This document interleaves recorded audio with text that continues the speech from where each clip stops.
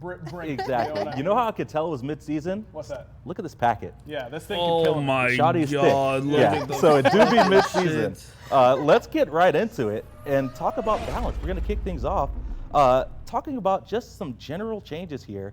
Talk to me about brawling. We're making some changes to the brawling mechanic to where it's gonna be the time is gonna be increased for that brawling debuff. Right, so brawling, you see it on your little UI icon all the time. It's when you're out of God combat, you're gonna get reduced healing. And this is to combat out of combat lifesteal being a little bit too strong. It's to combat out of combat healers being too strong.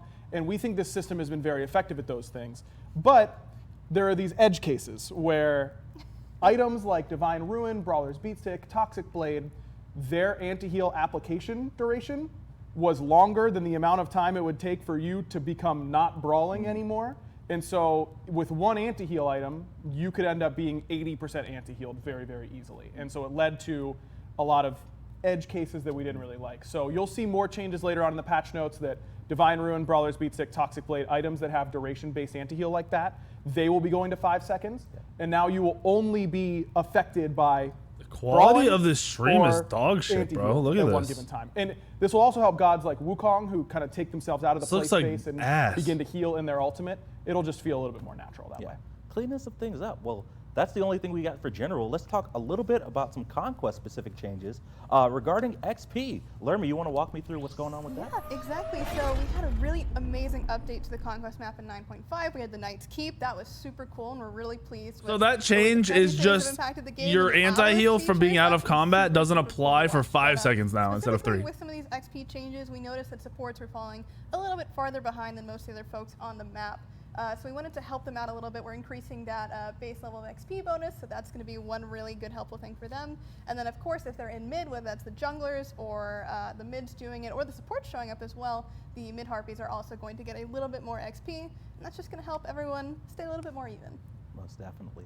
All right, time for the exciting stuff. We're kicking right into it. Mid-season, we got to bring some new stuff, right? Let's talk about glyphs. Yeah. Introduced at the top of Season 9, we are revisiting glyphs for mid-season. Aggro, talk to me a little bit about our philosophy with glyphs and kind of the approach we're taking in mid-season. Yeah, so glyphs introduced at the beginning of Season 9, super fun. We've heard the community requests for a lot more instances of glyphs. So what we wanted to do with round 2 of glyphs is what we've kind of called it, is address some common concerns and points from the community that we've heard in their feedback. So number 1, it's that some gods really liked their glyph passives that they wanted, but didn't really want the tier 3 item it was on. Take a god like Arachne, who would really like something like Yotan's Ferocity, auto attack, focus passive on the glyph, but she doesn't really want Yotan's that often. Also, there are god archetypes that didn't really feel like they had a glyph that fit their playstyle super well. So I'm thinking low cooldown, low CC combo mages like Merlin or Raijin they don't want the attack speed from Nimble Rod of Tahuti, and they don't really guarantee their own meteor super well from Calamitous Rod of Tahuti. Trying to address some of those and see where we can mix them in and solve both problems with one instance was a big goal for us. So we're going to go over them here in a second, but we are removing some glyphs and moving them to new tier 3 items. Any item that had a glyph that is losing it is going to get a brand new one, new art, new passive, the whole 9 yards. And then we've got a couple new tier 3 items that are getting glyphs for the first time. And some will be inherited, and some will be brand new. What the fuck? And I think the players are going to really like it. What? Yeah, it's really awesome. Well, let's get right into it, and let's talk about Yotan's Wrath. So, Yotan's bigger, nothing happened to that. But Yotan's Wrath is getting a new glyph called Yotan's Cunning. Talk to me about what this new glyph for Yotan is going to do. Lermy, you're the Yotan's Cunning abuser Yes, in the playtest. that's true. All right, so Wait, what the really fuck? about those characters that love to blow a lot of abilities and reset their cooldown slots. So I'm thinking your Thanatos, your Tsukiyomi. What characters the like that who will be fuck? using abilities very frequently and trying to God damn, they better be nerfing Bumba's hammer. They've got to be changing Bumba's hammer. Next non-ultimate ability that damages, you will get. There's no way they put this in the game without nerfing Bumba's hammer. 25%. Yeah, we messed around with those numbers a little bit, but There's just no with this on top of Bumba's hammer and full CDR, bro. Oh my god. 80k damage. Oh my goodness.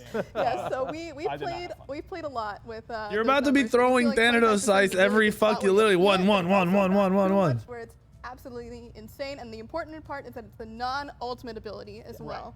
Yeah. So that's not going to mess with the ultimate cooldown. Look, Bumba's no hammer has to be nerfed. There's no way they put this in the game without nerfing it. Ultimate cooldown back Yes. all at once. No one wants that. But for gods like Thor and Thanatos, you know, you want to use these long-range abilities, but they're so high risk. Thor is gonna be I sick. got good damage, but now my ability is down for a little bit too long, especially in the later. Every time you game. damage an enemy You'll just god with an kinda ability, you gives gain a that ability stack. So to be yeah, a little bit tricky, you know. that's if you actually use gonna your be cunning proc, really and they think fucking your hammer's cracked. gonna be down a little bit So longer, you're gonna all be of a able sudden to it's back Thor up, you ult get to and turn then that fight like really 2 well. and This item's 3 or really whatever you want to do, fun. like Thor ult 3 and then 1 and then your 1 will be right back up and you'll be able to 1 again. Tahuti next, physical to magical. So Calamitous Rod of Tahuti, nothing happening, but I saw some of it, Woody. Tahuti, that effect is getting moved to another item we'll talk about in a little bit. Yep. But Rod has a new glyph called Perfect Rod of Tahuti. Yeah, Aggro, our resident mid laner, talk to me about Rod. Yeah, perfected Rod of Tahuti. Maybe we should have gone What with the the old Rod of fuck? Tahuti passive because that really was the perfect Rod of Tahuti, but it had its own set of problems. That's why we didn't. No, perfected Rod of Tahuti. Talking about the archetypes that didn't really have that at-home glyph. Bro, these this was really seem designed nuts. For Merlin, Raijin, these gods that aren't going to necessarily guarantee their own calamitous proc and didn't This want that shit attack speed, seems but are nuts. going to be able to hit multiple abilities on the same target fairly quickly. So Hey guys, the I know idea we is you upped the want time try to and mark kill, someone with an but we don't ability. like The mark's it, not gonna last and very we don't long. want to tell you But we if don't hit like them with it. another So ability we're gonna while give they're you still infinite marked, cooldown. You're gonna get a little bit of that To cooldown back fucking because you're spending two replicate abilities to nerfing do it. so, and you get a little bit of movement speed. So it allows these poke mages that like to play, you know, just on the edge of the team fight, right over the wall, to get a little bit of extra utility. We're not increasing their damage outright, you know, getting your These cooldown are back nuts. is damage in some ways, but it's not outright dealing more damage to you. It just makes it feel like I'm getting rewarded for First doing item what rush my on like combo Zeus and mage is supposed Hebo? to That do, should be which is pretty hitting spicy, multiple right? abilities in quick succession. Like really spicy. Next up, got another magical item, Bancroft's Talon. This is the first one. This is our first new tier 3 item getting glyphs. That's right. So for the first Thank one, God. Nimble Bancroft's Talon is inheriting that Nimble Rod of Tahuti. Oh. passive. But we also have Bancroft's Claw, which is a new glyph for Bancrofts.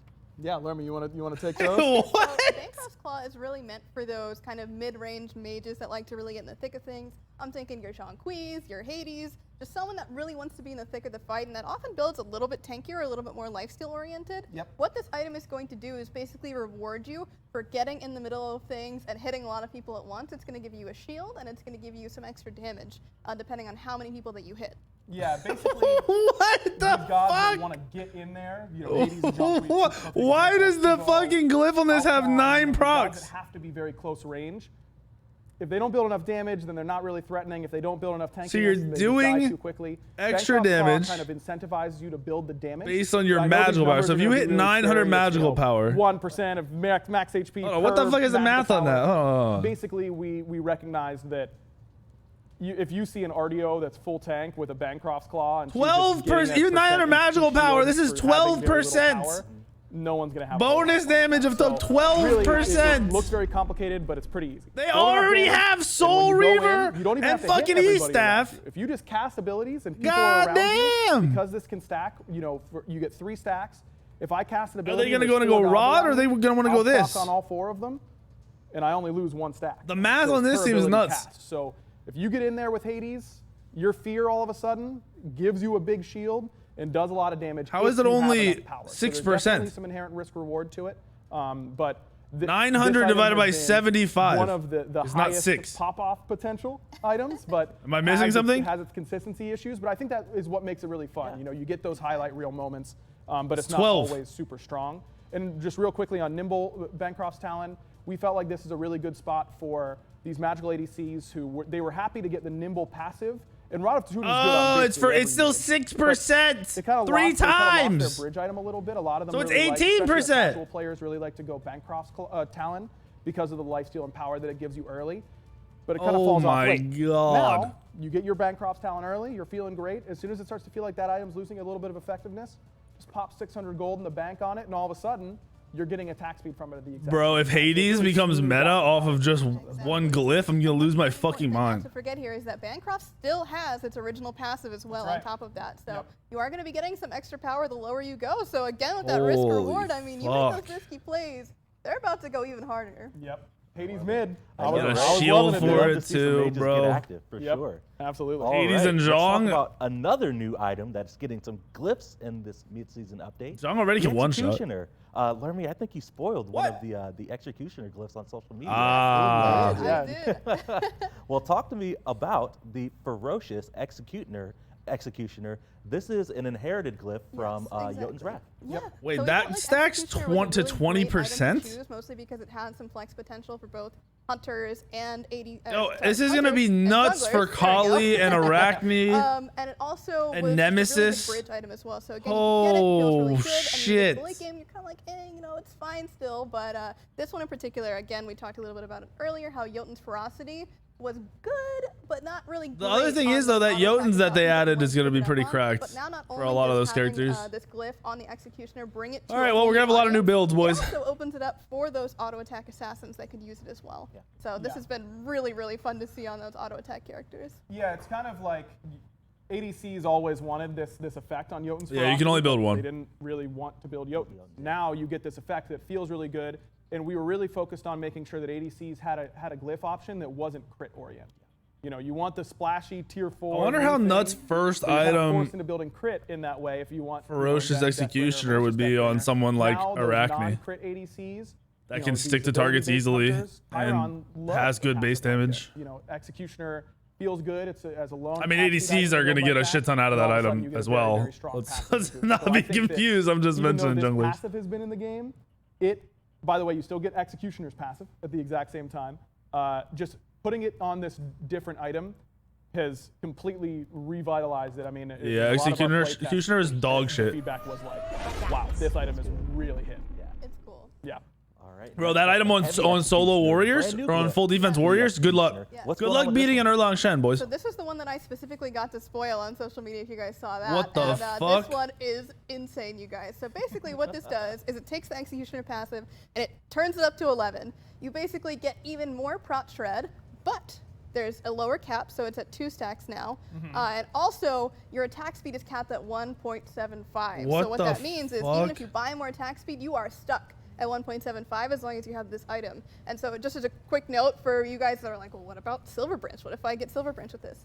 It's basically going to work exactly the same if you have a build that has 2.5 attack speed and you bought Heavy Executioner. As long as your original build still gets to 2.5, you will still get those stacks from Silver Branch. Yeah. Yeah, but you Who the won't get, fuck like, a would million use powers this? Is during it just a Heim? Like, well, Heimdall wouldn't even want to use yeah, this. I think that this item is really it's unique in how the glyphs work because every other glyph in the game inherits its tier 3. I guess if you're going like ability based not. This on passive is instead on of gods, the Executioner this could passive. be useful. Default Executioner is 7% armor reduction And max of 4 warriors. stacks for 28%, but that means you have to hit 4 autos. Heavy Executioner is 17.5% max 2 stacks, so you're getting 35%, so another 7% more in half of the amount of autos, but with a pretty heavy downside. So we feel like this is a really interesting. I feel like nobody's gonna use this. With your typical ADC build, it's probably not going to feel very good because that typical ADC build is really attack speed based. Is this gonna be like an pop ul this item? in a dominance build, maybe a Hydra's.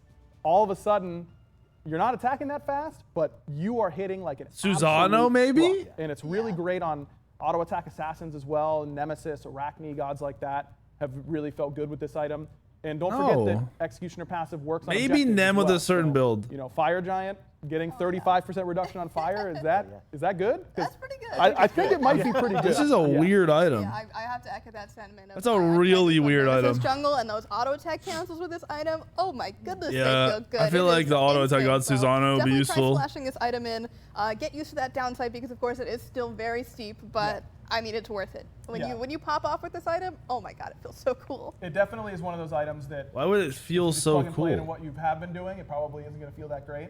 If you try and be I don't even creative know and when you would wanna figure out how use to fit it this. in, I think that you're going to have a lot of fun with it. And see a lot of Exactly. success. Yeah, I agree. Outside of like a right, we got warrior one who's not more building up attack the speed, glyphs. why Yes, would sir. you This is our actually want to first use that? Item with 2 brand new glyphs. That's right. Magiz Cloak.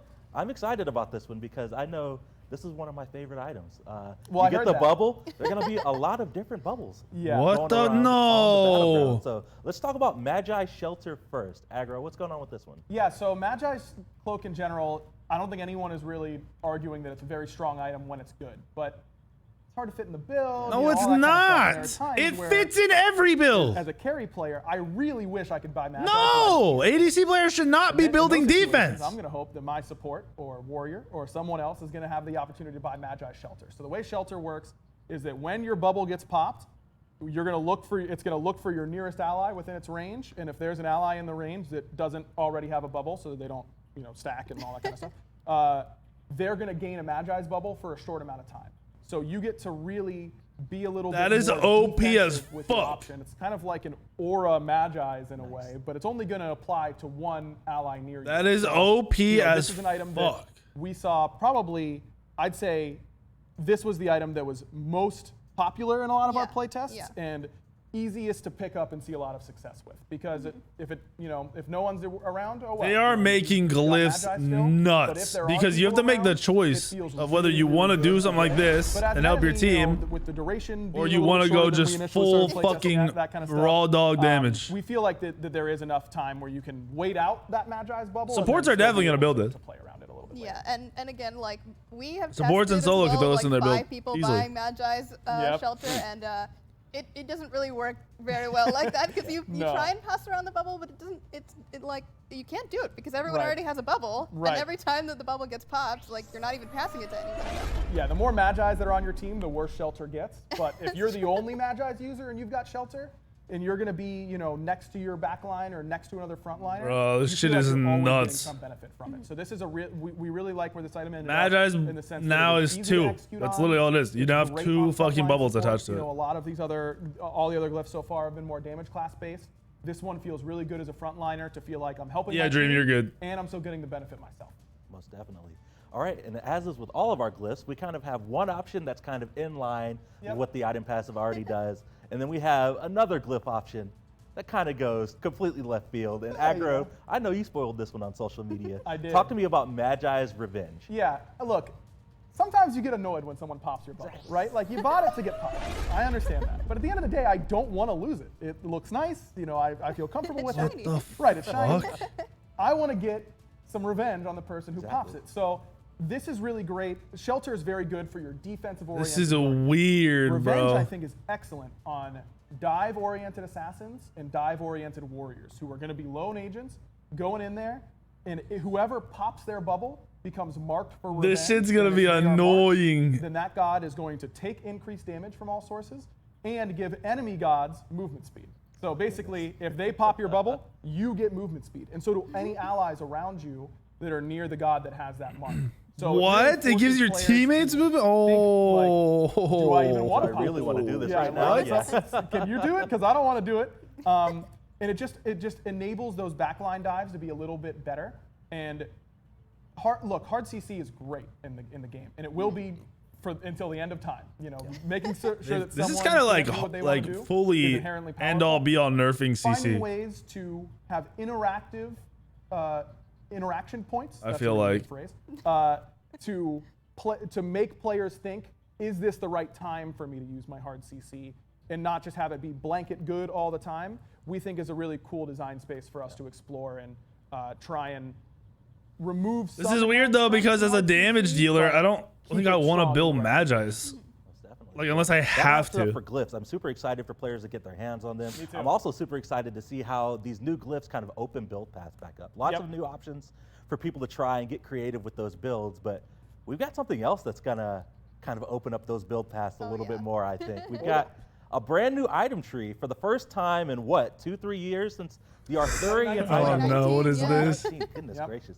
Time is a construct at this point, but we've got a brand new item tree coming in mid-season. We've got earrings. Everybody's getting glammed up. We're getting the jewels. We're getting the ice. I'm super excited to go over this new item tree. Oh, they're giving mages another item.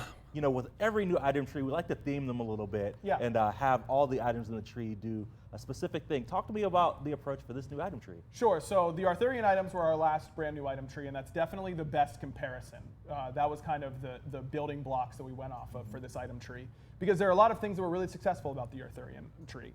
It had an item for almost every class. It can build off all of the same tier 1, and it changed the way you played on a really fundamental level. We did something brand new. And that was really the goal we went in with these earrings, is we want to have an option for a lot of different archetypes. So it is all building off of one tier 1, just like Arthurian items, but there's a lot of tier 2s just in that same way. And bro, Smite source is gonna get blown up again. Change the way you played. We just got it updated. And I think that we've really done that. I think so. Some of them, Next Tuesday is gonna be a busy day, bro. I feel like there are 2. I'll say there are 2 that are what I would call mask-like, and that they break rules but give you a little bit of a downside at the same time. And then there are 2 that do something that we've never done with an item in Smite.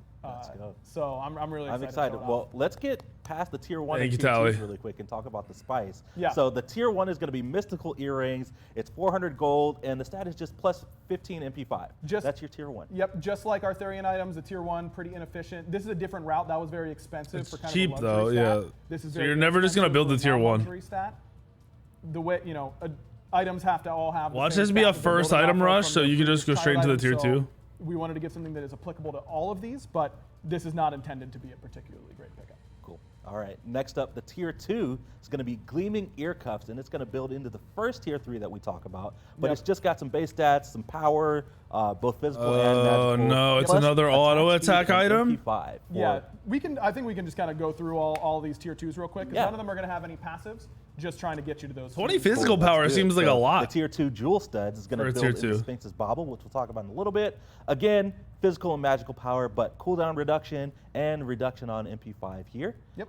The other tier 2 there's a cooldown version. Rose Spike earrings. It's going to build into Manicore Spike. Oh, is that a tier 2? Stats on that are going to be health, MP5, and HP5 on that. But let's talk about the tier 3s now. Wait, was that a tier 3 they just showed? First tier 3 Griffin Wing earrings. I believe Clumsy tweeted this one out. He did. I'm excited about this one. Wait, that's cheap as oh my fuck. goodness. Well, talk to me a little bit about what this item is going to do. Well, I mean, you want to break the news on what's going on, or you want that to be me in an exciting What's way? the passive? No, this is so cool. We've never done anything. It's a 4-stat item with passive. Griffin Wing Earring basically allows you to have hit scan-esque auto attacks. So what this does is every auto attack is a projectile. And so what we've done is when you buy this item, your projectile speed Well, it's actually so cool. gets increased by 40%. So they go 40% faster. But there is a trade-off to this, like you said. You lose 15% auto attack damage, but your autos are fast as fuck. Yep. Yeah, I mean, hitting more auto attacks, and it is much easier to hit auto attacks once you get used to the speed. Is just so we felt like there needed to be some type of downside here, or else this would just be such a core item, because guaranteeing more autos is just good. 40% might not seem like a lot. It is basically impossible for anybody to quantify what that feels like. Exactly. It's fast. It's fast. They're bringing the heat. You know what I mean? It is crazy. And what this does to the feeling and the way that you trade and that you basic attack is just, it's so much fun, and I can't wait for people to get a chance to just mess around and see what they Hunters can do. and mages only. We've done like every test we can think of on like how does it feel when you're Ola run and your ultimate and using Griffin Wing, and like you literally can barely see your basic attack projectile because it's so fast. Yeah, how does it feel with Izanami, or how does it feel with Charybdis? Like wait, if you pair because for you guys to go and get a chance to try out, because we have had so much. Can they go animosity on hunters and mages? This is for hunters and mages only. Correct. We wanted to be sure that we were keeping it to characters that really could use it. Oh, fuck. And so, as you know, a lot of the other classes are melee. They can't really use this because they don't have projectile-based basic attacks. So we want to make sure that animosity. people are not buying this if it's just not going to work for them. Fucking this item, bro. All right, next up. What's the next one we got? Sphinx's Bobble. This is going to be I get all the fun I know, right? It's like we set this up on purpose, right? A new cooldown item, thank God. Yeah, so It's a little Bobble, up there on the again, price. kind of closer to what Griffin Wing is doing, just giving you some power, cooldown reduction in MP5, and then the passive is where all the spice is, and that is that your CDR cap is going to be increased from 40% to 60%. This is not going to be reflected on your UI, to be clear, but it is working, I promise. When you press the K button on PC or bring up your ability screen on console, wherever you are, oh my God, bro! Reflected. They just added in the glyphs that reduce your cooldowns even more. And healing output is going to be reduced because you just get more of them. Right. So another mask-like. Another mask-like item in that way, right? So you lose 20% damage, but you essentially will have no cooldown. pressing buttons is like. Okay, hold on. I gotta see the like actual math when you're running this. As many buttons as humanly possible all the time, and Sphinx's Bobble is great for that. And it's really interesting because you can build it on everybody. This one is not class locked, so every god in the game, how can they really use this 60% CDR? It is a build commitment in order to get there. You do have to build a lot of CDR elsewhere. There's only giving you 10% on its own, so you have to get a lot of it. But when you get into that mode, it feels really You're just so recasting. cool. It's like you're playing Omnipotence, right? right? All the Yeah. time, yeah. You're just Bro. playing Omnipotence all you want, and so it's really interesting. Wait. This one is a little bit different in price. You'll notice that all the other Wait. are cheap. Warriors are gonna build this. Sphinx's Bobble is not, because we felt like this could be. Wouldn't Warriors and Guardians build this 100% every game? Okay, with supports building it, we think that's really interesting. But we don't want it to be a Like, why would you not go full defense with this? You already have cooldown from blue buff. You're easily hitting 60% before everyone else. They just want to use it for CC. But we think between the cost and the stats are supports gonna build this? Want necessarily that it can fill a luxury item role for them in a really fun way. Yeah. This would be nuts for healers too. Yep. It has felt they reduce healing. very fun getting to that point, or rather once you reach Wait, I that still point, feel like that would be getting to nuts for that point healers. could definitely be a little bit Take some difficult, time. Oh, yeah, but have some time. you know, if you're in the right game, Getting if you're in 60% the right CDR is mindset, not hard at all. playing for that power Solos spike will have is it just, like third one item. Of the coolest things that I've ever done in a base game. Literally. Yeah, I will say, don't build this until you're gonna get it past the Blue CDR buff, cap, because Glad if this is Shield, your first item, you breastplate, get 10% Sphinx's CDR, Bubble. and Or you Bobble, lose whatever. Yeah. 60% CDR at So 14 Late minutes. in the build, yeah. Yeah, Get your this 40%. This is a sixth item. It's an expensive Right. item, so I Oh, don't and know if said I was gonna supports do will. this on I the- guess they're on the building professional show. Chronos. Remember that Yeah, one why wouldn't they build build from this a over year ago where Chronos? Bobby had like 80% CDR on Umoja? You're welcome. Oh my God. Bobby was ahead of the meta, boys, but not really. Well, let's move right along to that one. That's I'm probably- glad These you items got are that one off, fucking Andrew. crazy, dude. Manticore Spike is going to be our next earring. And this one, bringing the spice again. Talk to me about Wait, that item Yeah, so on this is Nemesis on will the be other side nuts. of the tree from Sphinx's Bobble and Griffin Wing Earring. This is on these next two items that we're Them gonna talk doesn't about care are about pretty his similar in the way abilities, that they her function abilities. in terms of the way that you The abilities just help you auto. Yep. But they are very different in the effects that they give you. So Manticore Spike is intended to be kind of the supporting item for characters with a lot of CC. And so what this means is you CC someone, and then Manticore Spike drops on the ground. And so when you go pick it up, it gives you damage on your next ability, and What? you know your teammates can pick this up as well, and they can give you and give themselves that ability to that do seems more damage. weird. So if you are CCing someone and the rest of the squad's following up, You make sure hit pick somebody up with that hard spike, because CC, if they drop do, a they're gonna spike. be If someone picks up the Yeah, spike, they so do with extra the new burst on their next season 9 map ability. and, you know, If it's the your flower spike, offerings and the first like conquest huge map calls the and spike to drop and now pick it up, the you do challenges 6%. On this one, picking stuff up is just like fun. Is this gonna be We like cracked picking for stuff up. And so like Manticore Spike Ymir? and Fabless Hoops are our first items that are that are going to generate buffs, so to speak. Are they that cheap? going Is it- to how much drop was on the this? ground in the I midst feel of like this one has to be fights cheap. that You or an ally can pick up. Okay, And wait. that's really Guardians are the gonna be idea mad behind annoying it. with this. I'm trolling. Manticore Spike is definitely designed for. You're gonna get frontline RDO rooted, in a way that and she's gonna pick up a spike, and she's gonna hit you, and then she's gonna stun you and pick up a spike and hit you, and you're gonna lose 12% of your HP. So if I've got Manticore Spike and I'm Ymir, I freeze someone, and my hunter, hunter brains up to the spike and picks it up. Their next ability is going to deal 3%. Of Cannot stat the picking up hunter's another spike when you have the buff that picks refreshes. it up. But if I'm the Yeah, I'm the legit, owner of what the Manticore fuck? Spike and I pick it up, I get double the effect. So You if legit, I'm Ymir Horace, and I pick it up, stun, I freeze pick them, it up, do my you little knock auto them cancel, up, pick they up the take spike, burst, you pick up then I another drop one. My two, that two is gonna the do fuck? 6% of Does my Horace's health. Gust count Max as an health, ability? as Would that bonus proc damage another to one? it. It is not true damage. It is affected by mitigation. All that This kind of seems stuff, cracked but as it fuck. just gives Shing the 10? support players a little bit more agency. Anyone with in double what they're able to CCs. do, but you have to jump through a Spike probably drops right at their feet. gameplay loop in order to get there. It takes some time, as we discovered, to like remember, like, oh, I should have picked up the spike. Like, even though it's right there in front of you, you're just not. It takes some time. To get used to it, King, but wait, yeah, I think we Warrior's gonna found use that between too, this and bro. Fabless, dropping these extra little deployments Wait, we're around the fucked. battlefield and changing Hold on, your we're mindset fucked. on where I'm going to position, how I can do it. It has been really, really fun. And if you Yeah. CC multiple gods, they all drop spikes. But you that's can't, awesome. you King can't pick them all Arthur up at the same is time going when to you want. fuck So you with a get Glad that big Shield while blink fucking you with devil, spikes. And you're just pick gonna up have to one take it. spike, knock up that dude. pick up the other spike, roll into that guy. Osiris doesn't really hard like, CC though. You feel like Osiris, you're like, juggling a lot. I'm more assuming things, Root isn't but hard it's CC if also I very remember correctly. straightforward. So it would only be Osiris's 3 that procs it, which is I love not the mind that good. games that come around this too. Is like Yep. you see the spike on the ground, your enemy sees the spike on the ground. You think I'm gonna go right for this. Oh no! Is oh, the you silence got a hard pushed there? CC? I'm Sorry, guessing not not going for that either. quite yet. Don't Gonna- need it. Gonna take a second and then go in there when you're all done. So I have loved all the little interactions and things that have come out of the testing that we've had with these items. And Yep. I have done it so where I've looked at aggro, stunned him, and he like plays to try and stop me from getting the spike. Is and then cripple a I hard just don't CC? go for the Fuck, spike, there's so and much then to he test goes with out this, of bro. position, And gets the spike, and then I'm you like, get owned. Wait, Kumba, will Kumba be doing damage now?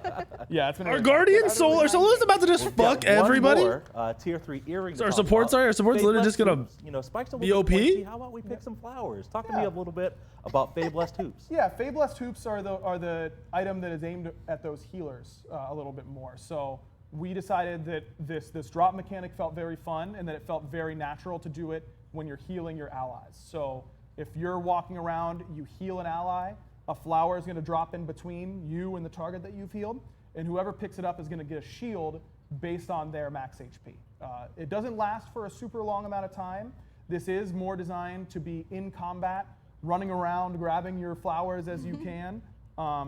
But in a very similar way to Manticore Spike, you can do a lot of. We are entering the tankiest, shieldiest meta I've ever seen in 4 Smite. allies stand in it. 4 Guaranteed. flowers spawn. Only one, for abilities like Raw Heal. The as soon as those allies spawn the tankiest, flower, they can't highest spawn another damage thing, with so no it doesn't damage, count. But shieldiest then it's meta like, I've ever okay, seen in my well, life. This person should get the shield. This person should get the shield. That person's not doing anything. They don't need the shield. You know, that one's for me. But it really creates these. Wait, so won't chaotic Sylvanas moments drop in like fights 4 where, flowers? you've got someone like a Baron. Does not dropping stack, new shield refreshes heals in a duration, fight, and flowers then last 7 your ally seconds. gets healed, and then a flower drops, and you're like, get the flower, get the flower. Oh my And, gosh. man, we did some play tests that, literally the whole comms were just, don't forget your flower, don't forget your flower. Oh my goodness. And it just creates this flowers? I need new, flowers. it just creates this really new dynamic that has been a really, really fun game. Guan Yu And coming like back? you said, you can see these flowers as the enemy. You know where they are, and you can try and play around those. But we feel like that this is going to be a really fun and exciting way to make the battlefield feel more alive and more unique with each.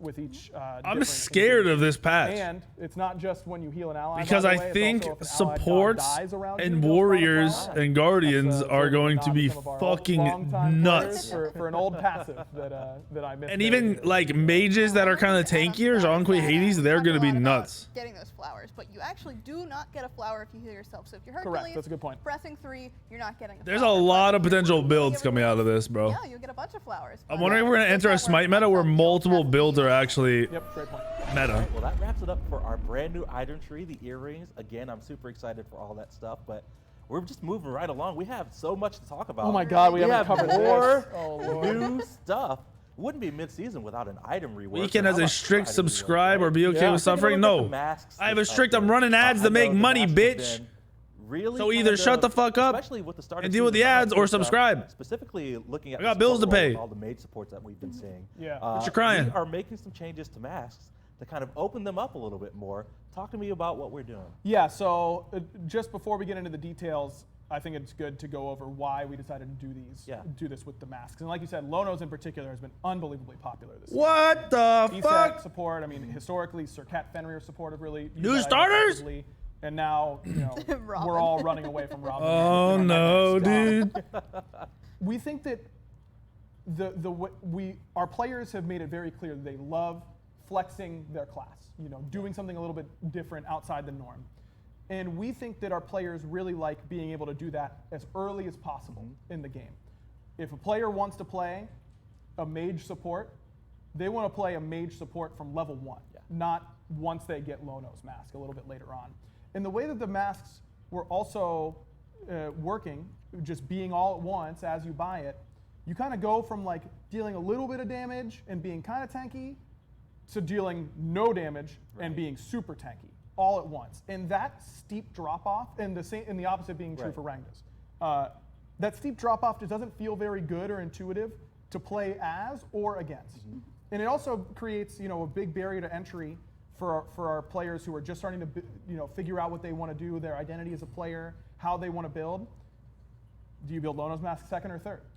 Bro, the Pro League's about to explode it's off of these builds. Thing to try and balance. So implode. By making these starter items, we get to have you play as your class flex from minute 1, and we're introducing per level scaling on the effects in order to make that curve of losing damage and gaining tankiness in Lono's case, or gaining damage and show us the items, bro. You're just talking. Much more smooth and much more natural throughout the game. So we think that this is definitely, the masks are spicy by default. Those are they are going to. There's going to be some build variety. I don't know if it's going to be crazy or if it's going to be like 2 things for whatever you're doing, like 2 builds for what you're doing. I don't know. New player friendly, but this shit just seems nuts. Player friendly, and just more clear in their overall direction, which we're excited about. Cool. Well, let's start off with Protector's Mask. So Protector's Mask is going to be a starter item, only purchasable by mages, assassins, and hunters, just like the traditional masks. Yep. Going to be giving health and mana as a stat. But the passive, like you said earlier, that tankiness and HP. Decreased damage is going to scale over time. So talk to me a little bit more about that. Yeah, so you get a little bit of base damage reduction on dealt and taken. But you get a little bit more each time you level up. So it feels very natural. As a Guardian, you get tankier as you level up, more so than a Mage does. So this kind of replaces that per level stat, but at the cost of giving your power. And also, we felt like if we gave you all of the damage reduction, or damage... It's literally Lono's that just starts at level 1. What's the point? You want to be able to leverage the increased fight potential and clear. Yeah, what are the upgrades? Or hunter, when you're playing one of those in support. That if you were just trying to do a Guardian's job but better, most kits aren't going to do that very well. So we felt like this isn't this Lono's right now without a passive? To use your base I guess that is, or without an upgrade? And then have it fall off very What the fuck is the upgrade? throughout the game. So that's the mask side of the passive. So we're bringing over we got Guardians can't build what this the mask initially brought to the game into a starter item, but we also wanted to add in an additional passive to kind of really let you play the role. So these starter items are also going to have an additional passive that's kind of in line with a traditional support starter item. Yeah, Lermy, you want to cover that part of it? Yeah, so basically this works very similar to how the normal support items do, where if you're near your allies and you're getting assists, and you'll get some heals for that, you'll get some gold for that, so it works very similarly to what you're used to right now, what you typically would build on your Noxes and your E-sets and whatever else is going in the support role right now. So it'll feel very familiar and very at home. And really the only thing that's new is that big change to how you scale over time, which honestly has felt so natural and so cool to be able to feel that change over time. Like, yes, I do start and have that advantage as a Fenrir or an E-set with my nice early pressure, but I don't really sacrifice that late game anymore to where I am super, super squishy until I buy Lonos. Well, now I already have it. Exactly. And these passives, both for protectors and fighters, the starter versions, those are just established passives that we felt like were successful and good, that there's enough going on with this item already. We don't need to have to learn a whole new way to farm as a support. So this is really just taking Sentinel's passive, which is very straightforward, easy to understand, and combining it with this mask sort of feel. Cool. All right, let's talk about the upgrade. Lono's mask. This is the fun part. This is the fun part. Yeah, this is the fun part. This is the new stuff, where the new stuff comes in. Talk to me about this new passive that's going to be adding cowardice. What? Yeah, so the idea behind these upgrades, first of all, these starter items, they only have one upgrade. So they are different in that way because, they're masks and they break rules and they're allowed. The way that, we just discussed all the problems in the early to mid game with what masks. In the world? But in the late game, if you're building the way that Lonos wants they made this so difficult. You don't even need the damage reduction, damage dealt reduction, because you're not going to be dealing any damage anyways, because you built full tank in order to leverage your item, your mask that you built. So the idea here is that because these are level gated and that you can't upgrade them right away, we can make sure that you're checking the boxes that you should be checking when building these items. This passive is, and if you build the you're way really that the mask wants bro. you to, you get to cleanse your debuff. So and it's giving you even more aura defense. It's cowardice and bravery are the two stack mechanics. So you get a bunch of. You'll notice that there's no damage taken reduction or damage dealt reduction on the base stats. It's all handled on this passive. And if you build enough protections, every time you build enough, you remove a stack of cowardice, and you gain a stack of bravery. And all of your damage dealt reduction is on cowardice. So if you have enough protections from your items, aka you've built full tank, which is what you need to do in order to remove all of the stacks, then you get to earn your base damage back. Because in level 15, 17, 19, 20, having an E-set that's built no power deal base damage to you isn't going to actually do that much, but it'll feel so much better and feel so much more impactful for the players actually getting a chance to use these masks. But by putting it behind this mechanic of, we're watching it, you got to do it the right way. This way we can make sure that there aren't those abuse cases where you build a little hybrid and all of a sudden you're super tanky and you don't take any damage. This way you have to full commit to I am building pure tank, and that you're gonna be nuts. Earn back my base damage. Yeah, just don't forget that item that does % health damage off of CC. Build for this to completely remove your cowardice. This is insane. So make sure you're keeping that in mind if you are picking up Lonos, that you could sprinkle in a damage item or two in there, you Chronos Pendant abusers. Bro, but, this meta is about to be so tanky. If that happens. And you can do that. You'll just keep a stack of cowardice and you'll decrease your output, but you'll still gain some of your mitigation and aura protections for your team. But that's going to have to be a trade-off that you're willing to make. So exactly. It's very simple for players of all skill levels. Build the way that you feel like you should. If you want to build tank mage, build tank mage, and you'll get rewarded for it. Awesome. Well, let's talk about the other mask, Fighter's Mask. Yeah. Only purchasable by warriors and guardians.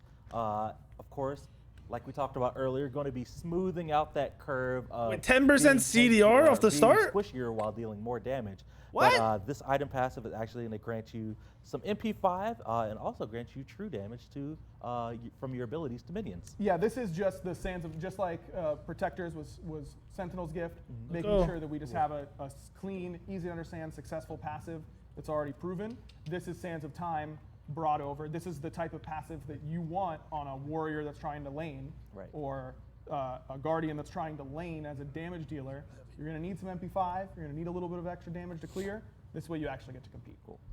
All right, well, let's talk about the upgrade, Rangda's Mask. This one is going to have a new passive. Yeah. Another spicy one, but kind of in line with what we did with Lono's Mask. Exactly. It's a lot of words that all say, do what you're supposed to, and it'll feel really good. Because it's the exact same thing, It's still going to be the bonus damage that you take more damage. When you get to 6 items, and if I'm full damage Arthur, which I am in this scenario, I'm getting one-shot by everything, no matter, this damage increase just makes it impossible to feel good with the build. A full damage Sun Wukong, 6 items, pure maces, Heartseeker, the whole 9 yards. Rangdas didn't have CDR before, right? But with the damage increase on Rangdas as it was, if you base attacked him, he lost a third of his HP. And it just made that risk reward not really feel like it was there. With Rangdas, again, if you build enough damage, you build enough power from your items, you will cleanse your debuff of damage taken increase. So if you build enough power, you will increase your damage dealt, and you'll get a little bit of extra movement speed to help you with your survivability, and you'll earn your back. And that sounds a little bit scarier, I imagine, to the majority of our player base. But getting high physical power is gonna be hard, right?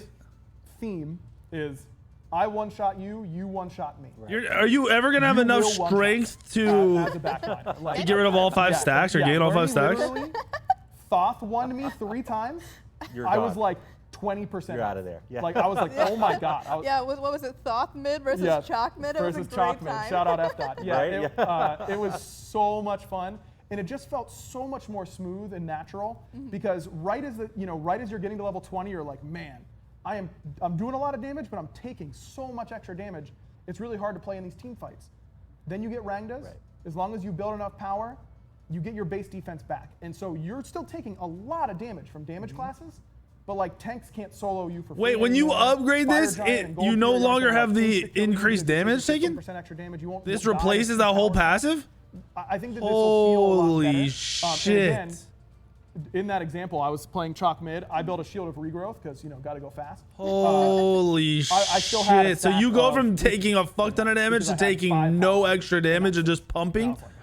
Holy shit. Very fair too. Like we were trading back and forth. It was not one-sided at all. Like that was a bloodbath. I felt as a normal mage that I could still compete with that. Like it just makes more things viable, which I think is really, really cool to see. I mean, especially big shouts to Pagon and Benny Q doing some innovative stuff in the SPL. Yeah. This is just another way for more people to go and try that and have success with it. Yeah, Wukong mid coming to a game near you, man. It is a blast. Let's get it. Well, that wraps it up for kind of all the new stuff that's coming up. We talked about glyphs, new item tree, new starters in the mask. Let's talk about some traditional item balance and run of the mill, huh? Right? That item is only for warriors and guardians. And kind of quickly go through Brawler's Beat Stick.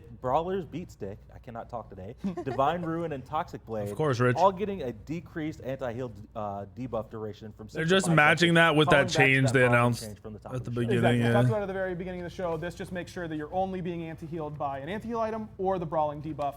It should feel much more fair on all sides there. Yeah. All right. Next up. Bumba's Hammer going to be seeing. They're not nerfing anti-heal. There's a lot of evening out the times. I figure I will defer to Oh shit! Old stats. A little bit. What is this? What's happening here? Savvy move by you there, Isaiah. Yeah. So Bumba's Hammer. I mean, if you've been playing Smite recently, you've seen how strong this is, and how many different gods and classes and roles and builds will skip their starter item just to get to Bumba's Hammer later on. Exactly. We noticed that as well, and especially with things like Sphinx's Bobble and this cooldown, increase, we were very wary of how strong the cooldown reduction can be on Bumba's Hammer. Yeah. And we wanted to just give it a little bit of a shift. So it's keeping its identity. It's still going to be cooldown based. It's still going to give you procs every single in between every single ability if you use it. But we're just removing a little bit of its strengths for the tanky characters in particular, because we've also seen how popular the warrior jungle has been at the SPL level. They're going to change the base stats? This is going to the damage? Yes! Yes! We think it's kind of step one. Right. Let's go! So its passive or its stats are getting changed. It's OP again for the junglers, boys. Our late game's going to be correct. For warrior junglers. Right. It is gaining power, so it's gaining 50 physical power and 70 magical power. This is going to help everybody who's building it. I don't care about losing 10% CDR.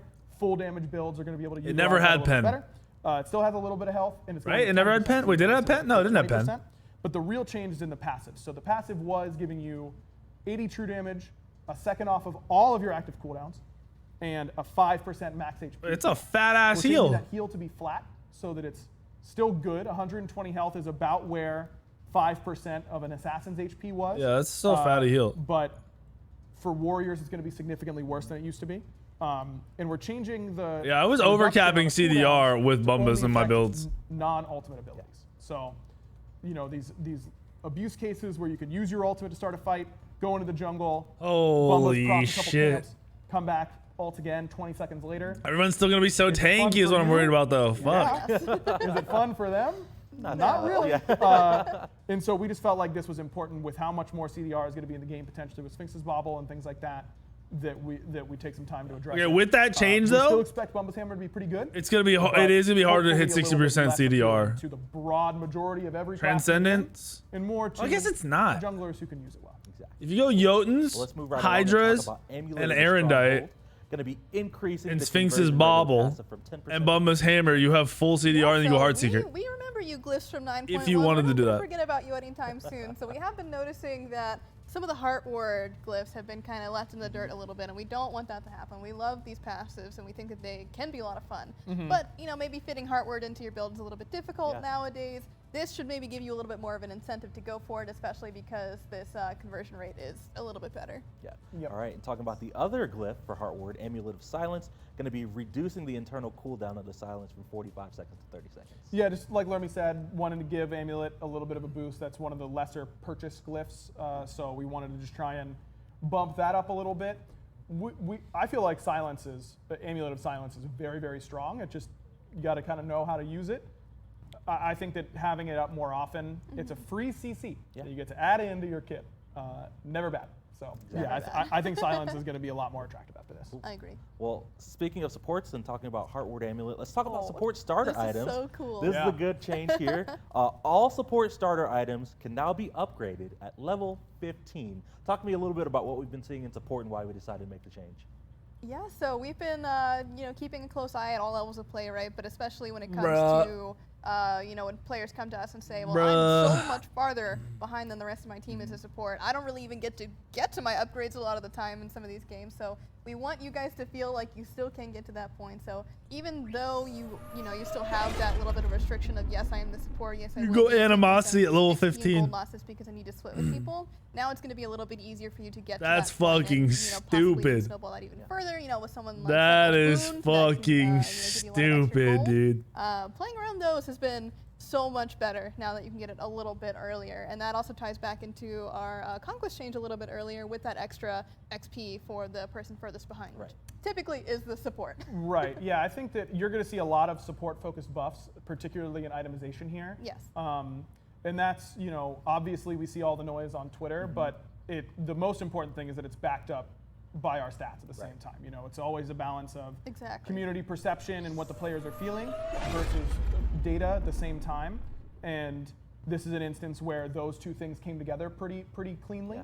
And so that's why you're going to see a lot of shifts towards buffing supports in that direction. Oh yeah, well those masks you're probably not going to upgrade early though. I think the propaganda works. You won't have enough stats, I feel like. Right? Propagandists. I swear. But yeah, I mean, the support starters in general, we just saw a lot of games ending where supports are level 15, 16. One of the most fun things you can do is play with these brand new support upgrades in Season 9. They're so good. Yeah. Right, we want everybody to get a chance to do that. Awesome. Well, let's continue talking about support starter items and talk about Sentinel's Gift. Going to be increasing the bonus gold on that. Yep, just falling behind a little bit in comparison to Benevolence, pick up rate and win rate and all that kind of stuff. So just putting a little bit of extra gold in particular on Sentinels, and then again on the upgrade that we'll talk about in a second. Yeah. In talking to I honestly don't know what god I'm excited to try this shit on. There's so much stuff. A difference between Sentinels and Benevolence, and why Benevolence Compassion was more impactful than Sentinels in any of those upgrades. So trying to bring those a little bit more in line. Yeah. And then Sentinel's Embrace, we're going to be adding 6 gold per 5 seconds to the item. Yep, just to keep it in line with Compassion, which also has some GP5. Yeah. All right, let's talk about Relic Dagger. One of my favorite items. We're going to be increasing the relic cooldown reduction from 30 seconds to 40 seconds. Yeah, so we introduced new relic upgrades this year in Season 9, and so we figured that there were all these options. It was going to be a little bit scary for people to buy a Relic Dagger every game and get all those new options. But now that people have had a little bit more time to get used to those options, we think that it's finally time for Relic Dagger to come back. And we feel like this is a really great option for supports who do want to upgrade their relics early, get those amazing effects, whether it's your fortifying shell or your bracers or really any of them. I mean, they're all so amazing, and then being able to really pick your playstyle depending on which one that you get, Relic Dagger just is able to enhance that even further.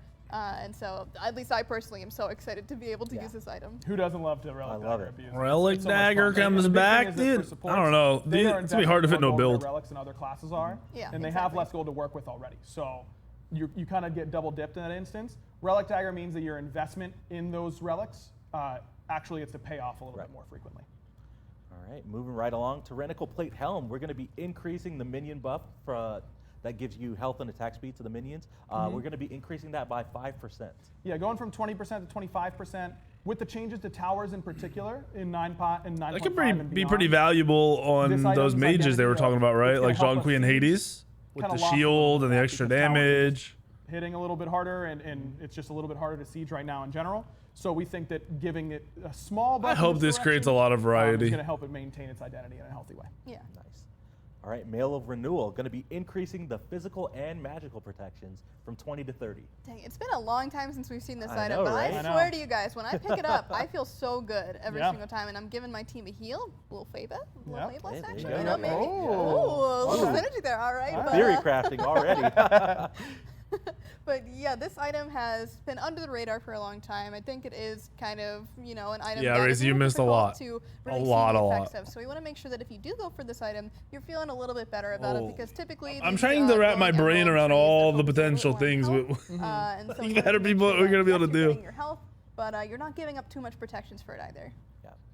All right, the Sledge. Love the name of that item. Going to be increasing the CCR from 20% to 30%. What Yeah, the just kind of fuck? talking about Tyrannical Plate Helm's identity and Caps, what it almost does. cap CCR with one item. Sledge is one of those items that feels like it's lost its identity a little bit, and now when you're thinking like, when is Sledge the correct pickup for me as a player? When you see that they have a lot of hard crowd control on the other side, having Sledge be this is the item that I want. This is what, as a warrior, I want in order to combat that hard CC that still gives me some offensive stats, still gives me some defensive stats. I think that leaning into this as the CCR as the identity of this item is something that we don't have very many of. There aren't many items that you look at a hard CC team composition and you're like, oh, this is going to be really good. It's really like Spirit Robe, and that's kind of it. Now, between Magi's Shelter and the Sledge, I think that you're going to have a few more options there. Definitely. All right, Shield of Regrowth. Now going to be providing some power in addition to that movement speed. Yeah, buddy. What? So this is another fun one because, again, the Emerald Tree is kind of seeing a little bit of a lapse. Okay, that's fucked. Thieves is just generically good, right? It's good on everyone. Yep. But Shield of Regrowth has a lot of potential to do really cool things with that passive. I mean, you pop the heal, and then you go in, and now when you go in, Hercules gonna have some extra power in the build. Chalk gonna have some extra power in the build. Hercules. Yes, yeah. You're gonna be having a good time when you're going in now. Yeah, a lot of the gods that use Regrowth have not been very good. Isn't Ardio? Wouldn't Ardio be one too? One of the few exceptions to that. And Regrowth is such a fun effect that it feels good to put a little bit more power into it. We didn't want to increase its survivability or anything like that because it already gives you're healing and you're getting faster. But now you can use it a little bit more often. What up, Luke? Thank you for the 7 months, man. Razy, thank you for the gifted. Everyone else who subbed, I love you. Thank you. For sure. Yeah. All right, Pythagorean's piece. We're going to be shuffling some things around here. We're going to be removing the 10% magical pin, adding 10% CDR, and going to be increasing the health by 50. Yeah, this is that's weird. Really a revert to how Pythag's piece used to be before our magical penetration changes. And when those changes were made, we needed a certain amount of density of items in order to get that magical penetration. But with the pickup rate for Pythags and how frequently we get the feedback that support players really miss having this be a nice flex option if they're getting a little bit further ahead, they can afford to just get a little bit of health and then give this aura of power and lifesteal to their team. That felt very fun. And so this is something that I know that a lot of support players are going to be very excited about. I'm excited about it because now they can give me some power and some lifesteal in order to help me out. And just increasing the health along the way as well. So we think that this is an item that this is going, I would be very surprised if this item doesn't jump up in the purchase rate like significantly. Yeah, this is a massive I think we're going to be seeing a lot more of Pythag's piece for sure. Me too. All right, Staff of Miradin up next. Going to be seeing a shift. Yeah. Old passive gone, new passive in. Yes. Talk to me about what's happening with Staff of Miradin. So with Sphinx's Bobble, that gave us 2 items that we had to deal with that kind of changed the way that the cooldown kept worked. And so we felt like that Sphinx's Bobble might have been just the better way to really interact with that cooldown cap. So what we decided to do was not really change how Miradin works, but change the stats that it gives you. What? It's giving you extra cooldown, and now getting extra power. It's interacting in the same exact way, where now you're getting extra power for several seconds after you ultimate. And it 8 seconds, like decaying, is a long time, by the way. Yeah, Isaiah, I'm going to admit something to you, and only to you on this patch notes. Wait, I have not said this. No, let me earmuffs. Chat, you too. I've been having nerf Zeus since day one that I got on this team. You know how many Zeus nerfs I've written? Like 3. I am so sorry. A lot. I needed something for my homie. Oh, there you go. So this is an aggro special. This is it. This is going to be crazy for all the mages that initiate fights with ults. No, I think Miradin it's an item that we think was real. It has gone through a lot of different iterations now. Potentially Zeus, Jean Kui. Fun when you get to use it, but it's Anubis. Really hard to min-max and really understand what the right time is to buy it and then use it and then abuse it the best way. This is much more straightforward. If you're a god, like Merlin with your ultimate first, could be fucking nuts. Miradin's going to be good. There you go. On you. And it's very simple. Hera. It, like Lermy said, it kind of makes way for a cleaner iteration. Yeah, when does it proc on Agni? Does it pop after your first bomb or after all 3 bombs are used? It's been really, really smooth and easy to Because if it pops in your first bomb on Agni, you're dead to bombs. You will never live through 3 bombs. Unless it has to proc in the 3rd one. All right, let's talk about Celestial Legion Helm. We're going to be adding I don't know, that shit's going to be crit damage reduction per stack. Yeah. And 5 times, so that's max 20%. Correct. Yeah, so okay, this kind of Crit's came dead, through boys. A couple of different iterations. We've heard the community request that they How want do you more stack it? anti-crit in the game. How do you stack that shit again? Currently the only thing that reduces critical damage in particular. Now Celestial's joining those ranks. We are wary of adding too much that is stackable, because if a hunter is going to invest, it already is stackable, bro. That's 2 items. You can have no crit damage. It is still an investment, and hunters are a necessary part of the Smite ecosystem to like end the game. That's their job. But with Celestial, we felt like this was a really good place to put it, because there's healthy counterplay with how to get around it.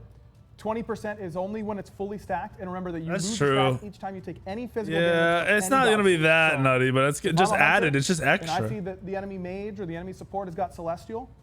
If my assassin hits them with one ability, or I hit them with one ability that has nothing to do with crit, already 4% taken off each time. 4%. So their crit reduction drops with each auto. So I'm interested to see how the community likes this. We think that this is a way that even if not shit, it's just extra. Remember, this is just on top of what it already does. It's literally just extra. With spectral armor, that will be strong for the first few autos, but we'll get to the default spectral point fairly quickly. And for those mid laners, if you're playing up against a Mercury, bunch of crit assassins, or in a crit hunter, buying this means that you won't get insta-bursting. Yeah, see, this counters Mercury hard. Because we've seen our problems with this hard counters Mercury, bro. Too stat efficient in the mid hard counters Mercury. Pretty much slaughters one-tapping mage in the backline if they go this item. And hopefully won't be too overbearing. Awesome. Well, I think that wraps it up for items, but we've got some relics on the list. Oh, never mind. I lied. I see one item at the end of the list. But let's talk about relics first before we get to it, right? Yeah. Let's talk about Bracer of Illumination. We're going to be increasing the buff duration. Yeah, so just as a quick overview, we have been keeping really close eyes on what relic upgrades have been purchased throughout the year. They always lead with this. We've been paying attention. No duh, that's why you're making a change. Seen very much at all. You know, people don't gotta tell us with it, and we've seen posts on Reddit, on Twitter, wherever it might be. These items are a little underpowered. We recognize that. We see that in our stats as well. So we don't need to hear this. With Bracer of Go, Illumination, just tell us what's going on. I'm surprised this one hasn't seen much more pickup, but we're trying to give it a little bit of differentiation between that and Brilliance. Miradin procs after one Agni Bomb right now? Okay, that shit's gonna be broken. Is that extra buff duration? So you're gonna be having it for 12 seconds now instead of 8 seconds. Yeah, Brilliance, stronger buff, shorter duration. Illumination, vision control, weaker buff, longer duration. Exactly. Just kind of splitting those up a little bit. Cool. All right, Drowned Ankh next up. We're going to be increasing the miasma damage from 2% of current HP to 4%. The miasma is dog shit, bro. That shit is dog shit. Battleground can swim. It doesn't do anything. You don't even see it being done. If it even hits. Mess around and double it. You know, just feeling like there's, especially with the increased itemization, you know, Fabless. I'm sure there's going to be a lot more healers trying that one out. Want to make sure that there are enough counterplay options. The other Ankh has been very, very strong and very, very effective in what it does, but if you want to punish those healer compositions that have to group, you know, the Drowned Ankh isn't great against mobile healing, because they're not going to spawn those pools, but gods like Ra that force everyone to group up, Drowned Ankh can be very, very effective. And remember that these pools can stack. Miasma is whenever you put Ankh on somebody and they heal, they put a little pool underneath where they heal. Get a double pool right there. But you have to stand in it to do the damage. Of current health, like it'll add up quickly. So I think that this is going to feel much better and will be much more noticeable. Exactly. All right, next up, Cloak of the Avatar. Going to be increasing the knockback strength by 33%. Yes, it's a little bit of a weird one, right? Because what is this? Is just a meme one, I feel like. It's kind of hard to quantify, at least in a way that makes sense to everyone. Just be able to knock your own teammates back as well. When you walk up to someone, they are going 33% higher and 33% farther, so they're just getting pushed longer, effectively. Yeah, more space. You know, your personal space bubble has gotten a little bigger with this change for Cloak of the Avatar. So leading into its strength of disengaging players you don't want around you. Yeah. All right, next up on the list, Chaotic Beads. We're going to be changing the damage from magical damage to true damage, but decreasing the percent just a little bit. Yeah. We don't care that much about that. One that right away, I think it was PTS that got nerfed at the beginning of Season 9, and it definitely was deserving of that. You know, stacking, if you Hunbat's Fear No Evil somebody, you were like one-shotting yourself. Yeah, that wasn't a great time. But we've introduced some rules in order to prevent that, so you can only get hit by this twice, I think, off of the same CC. So we don't have to worry about that anymore. And I also think that an effect like this is very scary on paper, that just adding damage for hitting your stuff, you know, we've seen that has caused problems before, but I think that with half of a year under our player base's belt, you're going to be able to play around chaotic beads much better than you were 9-1, just as everyone will. You know, just more time against it. So upping this item's strength at this point feels pretty appropriate in our minds because we think that players are more used to this effect, are going to be on the lookout for it a little bit more. People just don't go this at all, We've ever. also insulated ourselves from those break cases that made it feel so strong at the very beginning. Exactly. So I think that this will make this a little bit better for those frontliners that don't really mind as much about getting their cooldowns back. For sure. All right, next up, Emblem of Trembling Terror. Going to be decreasing the health threshold. I swear this shit is dog shit. I don't know if maybe it's good and I don't realize it, but it seems like dog shit. Very much at all. You know, Tremble is a very interesting effect because it can make you miss your auto. Double J, there's some crazy shit, bro. So we just felt like 30% was too big of a barrier. We're about to enter slice that right in half. One of the Tremble is weirdest build metas of all time. Like, it will disrupt a team fight. It will not destroy a team fight. Yeah. It'll still be useful. It'll still be effective in screwing people up, making sure there's some confusion going on. But we are pretty confident that it's not going to be crazy overpowered. For sure. All right, next up, Sundering Blast. Got a quick bug fix, fixing an issue where an icon was not using the right icon for the item, but this one's easy. You get hit by this, you're just taking more damage. Take more damage. I mean, Sundering Siphon was really popular, especially at the very beginning of Season 9. It's a little craziest item change, bro. And there's an item that makes your CDR go up to 60%. So it makes sense, but you do 20% less damage. There's an item that just basically makes you have infinite cooldown at 40%. They buffed all the glyphs. There's some crazy shit. It just sometimes you don't realize how much it's doing.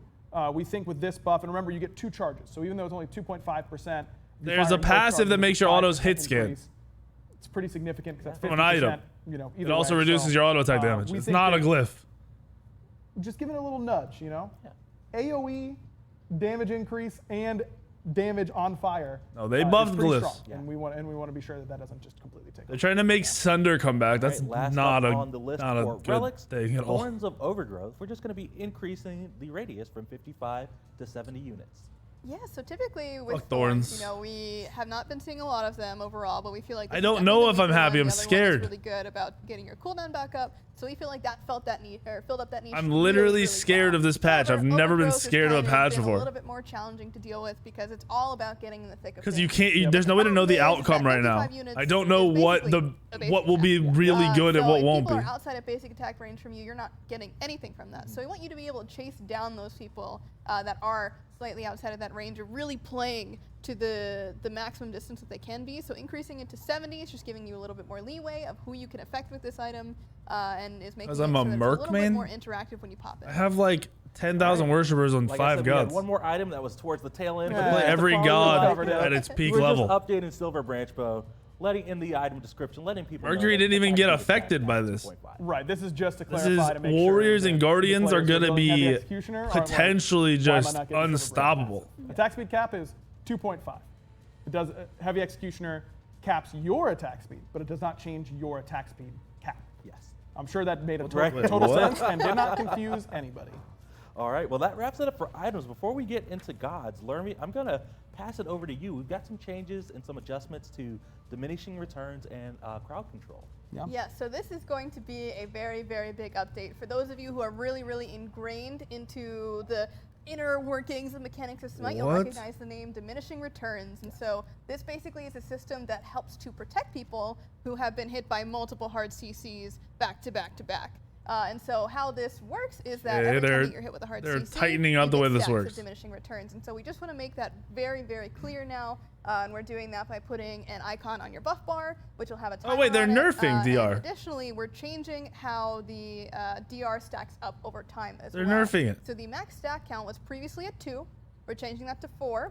And each stack that you have, you gain CCR, and now instead of 40% per stack, you are getting 20%. It's cool that they're making it visual for people that don't understand. That basically means that while there are more stacks and you gain less per hard CC, we're doing a couple of changes a little bit further on that we'll talk about that will contribute more to why we've made that change.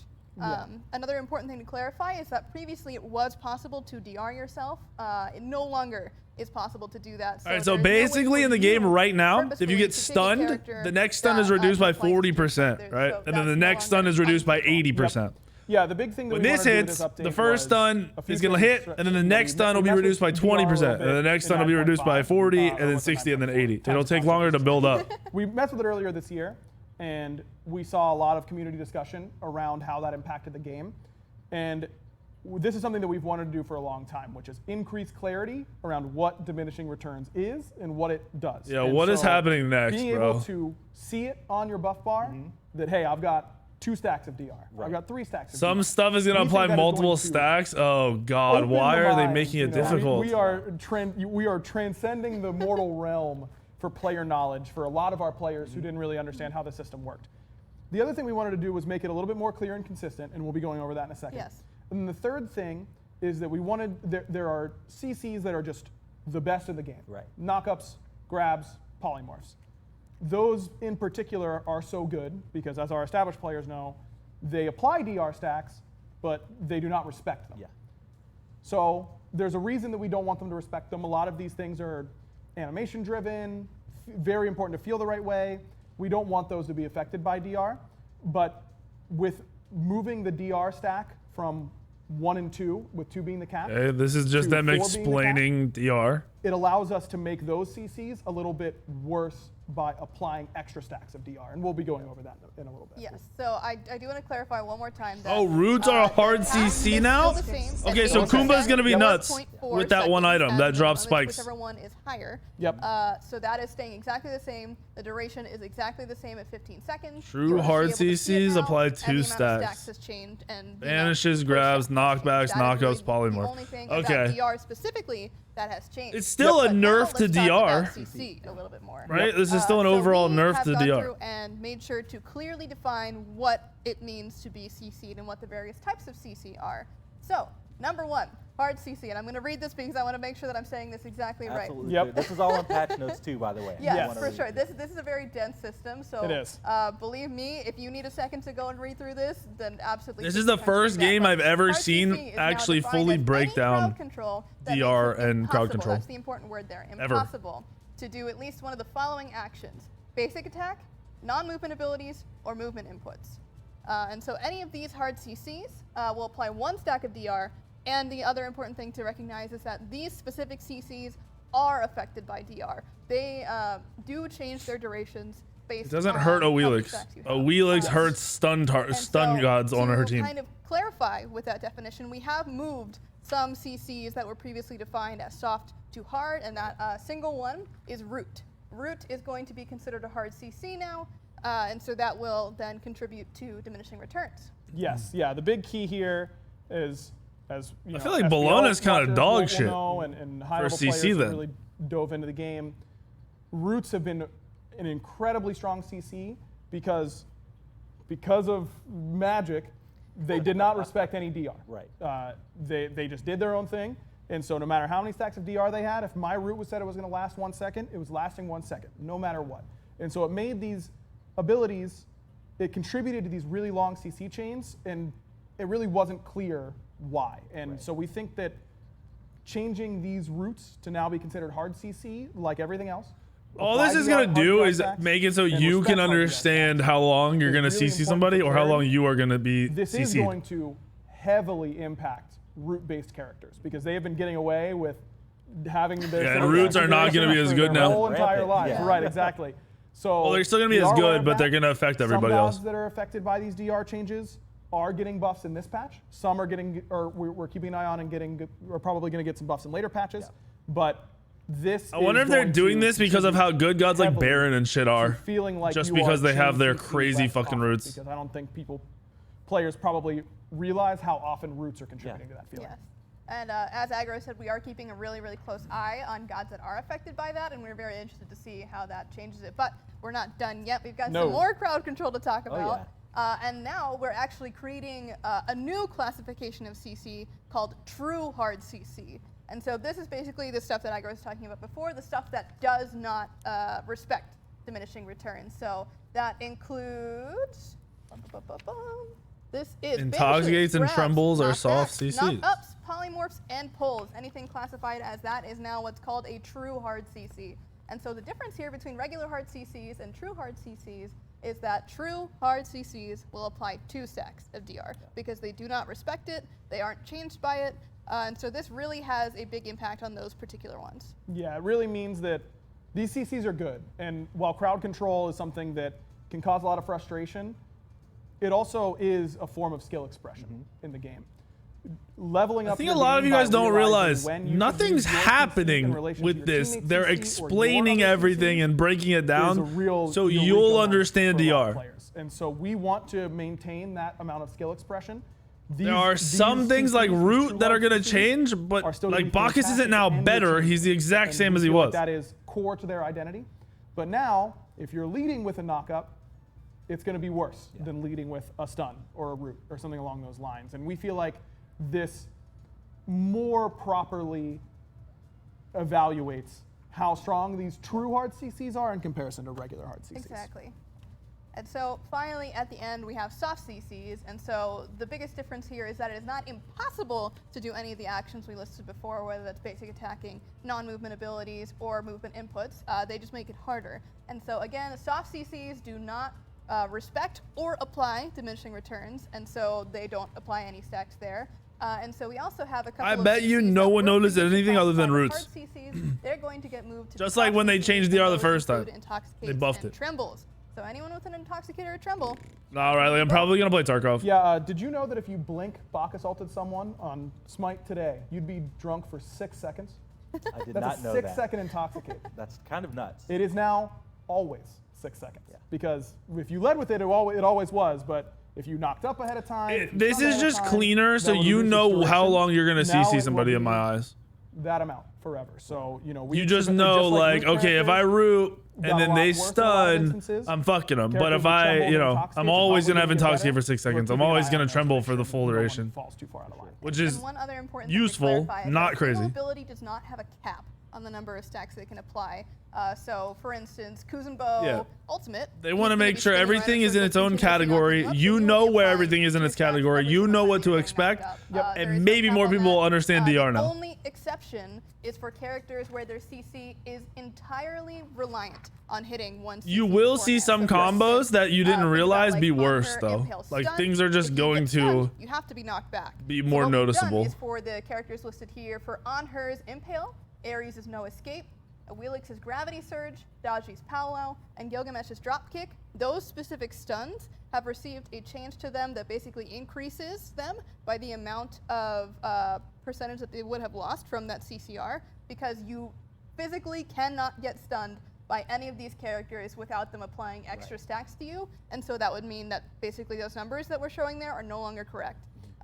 And so it's very, very important for us for them to feel the same, especially for those combos. And that's why we've done that increase. DR is when you get hit by a CC ability, the next one is shortened. And then the next one on top of that is even more shortened until it doesn't do anything. Anything code-driven was not applying. This is cool because, like I said, most games don't do this. They never break it down. You have to figure shit out on your own, and they don't tweak shit. This is good. Code-driven. Now it will.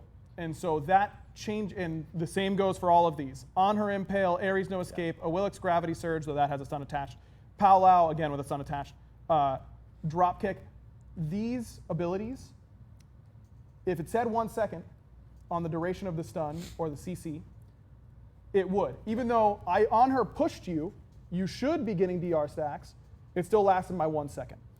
After this change, it would never last the duration that it said on your tooltip. And we didn't feel like that achieved our goal, which was increased clarity. So these gods, the rule that we went with is any CC, any duration-based CC, so something that lasts a certain amount of time, that is conditional on you being successfully hit by a code-driven knockback or pull. And that's why this list is fairly short. There are gods that are still going to lose. You know, Hercules is a good example. His 2 into 1 is going to be worse now, but we can't just increase the 1 because you don't need to hit the 2. Yes. So that's where that delineation is. We understand that there's going to be a lot of fallout from this. So if you aren't understanding it, this many massive the 6 or changes, 7 gods they just said are always going to get their full combo Because that's how it works. It has to do that. The pool can't affect the stun. The fucking push can't affect the stun. Like, it has to be full duration. We can't simulate the amount of games that you On guys are playing 6 gods. if we had it 7 gods. Exactly. So it's just release it out to the wilds.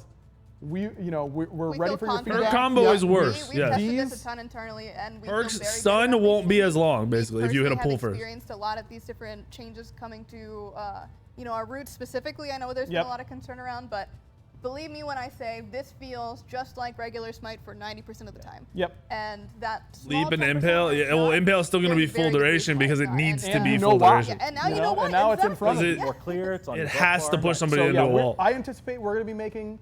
Yeah, it's a displacement and a stun. It's not the leap, it's just the Impale. It's just solo abilities. We feel like it's best. Right here, just that ability won't affect the end of the ability. Won't affect the stun. So the push won't affect the pull, the stun. The pull won't affect the stun. Notes if you want to read through and deep dive into all the. Like Ares, when you pull somebody in, they get stunned at the end of it. That pull doesn't hurt the stun. Normal balance. Let's talk about Ao Kuang first, and I'm going to pass it to you, Larry. Yes, essentially it's 2 CCs that don't affect each other. For Dragon King's sword, we're going to be decreasing the time it takes to gain a stack, and for Water Illusion, we're going to be increasing the amount. Oh shit, Quagger Banger! They're trying to make him come back. For what feels like a very long time at least. Maybe to them. I hear about Ao Kuang needing buffs every day, Lemmy. Okay, well, let's see here. I do think that Ao Kuang has been one of our lowest performing characters for a very long time. He's a character that can be played in solo, but his role is in the jungle. And the problem is that he does not have a great early game. And when he gets to the late game, sure, he feels great. But he just doesn't have that, really intense payoff that a lot of other characters do. So we feel like changing out Dragon King's sword especially will be able to enable him. These are small buffs. They're useful, but they're not going to put him over the top. And with that lower cooldown. The builds though, I don't know if any builds will push Quang over the top. Over time, which is the most important thing. And of course, using Water Illusion for damage is always a fun way to do it. So I think that getting those pop-off kills where you dash away and then you pop and then they die on the outside, I mean, that's always a good time. That's what it's about. All right, Cerberus up next. Spirit of No, Double J. I don't think it. Oh wait. The healing reduction. Yeah, it does. It does, I think. Because it's just reduced damage. You lose 20% damage. Yeah. So Cerberus is a unique case where his stats indicated that he could use an adjustment, and he is adversely affected by these DR changes. His ultimate previously was not applying any DR. It's now max DR right off the rip. They're reverting Cerberus damage nerf. The majority of these gods that are going to be affected. To just they want Guardians and Warriors to make adjustments. Fuck. Because of where Cerberus was before these changes, we felt like it was appropriate to give him a little bit of love. And it's not centered around his ultimate in any way. Paralyzing Spit, just getting a small revert, and again with healers getting a little bit of extra oomph from their itemization, building in a little bit of counterplay there seemed appropriate. All right, from Guardians to Hunters, let's talk about Cupid. Heart Bomb, we're going to be increasing the damage done to minions from that ability. And then Share the Love, going to be increasing the base heal per heart. Yeah, so we've been seeing not very much Cupid either, it seems. He's kind of on the lower end of the tier list, it seems, from Cupid gets countered by too much, bro. So I think that, his stats also indicated that... Like, too many gods are easily kill Cupid, and then too many gods easily avoid Cupid shit. And, like, you can't even play Cupid in Charybdis. Cupid's feedback is that when I get to the late game, those hearts are kind of just sitting there. So at least now they'll have a little I don't think Glad Shield. I think Glad Shield's just going to stay OP. That's why I think Warriors are going to be nuts, even more nuts. Skilled Cupid players will push them all against the wall so they can collect them all at once. If you know how to do that, that's amazing. Great job. But it's going to be even better now. So I recommend learning up on how to do that if you haven't done it yet. But yeah, he really needed it, honestly. For sure. He just wasn't able to keep up really in this crit meta of other hunters that have all these attack speed stims and have this really pop-off late game style. Cupid has more of a team fighting style, which is, great. The hearts need to do something else. Afterwards, he's just kind of a like, honestly, on the battlefield. So I don't know. The hearts have to do more. Because the hearts, if your teammates pick up a heart bomb, it gives you mana back. It should give you like cooldown on your one or something.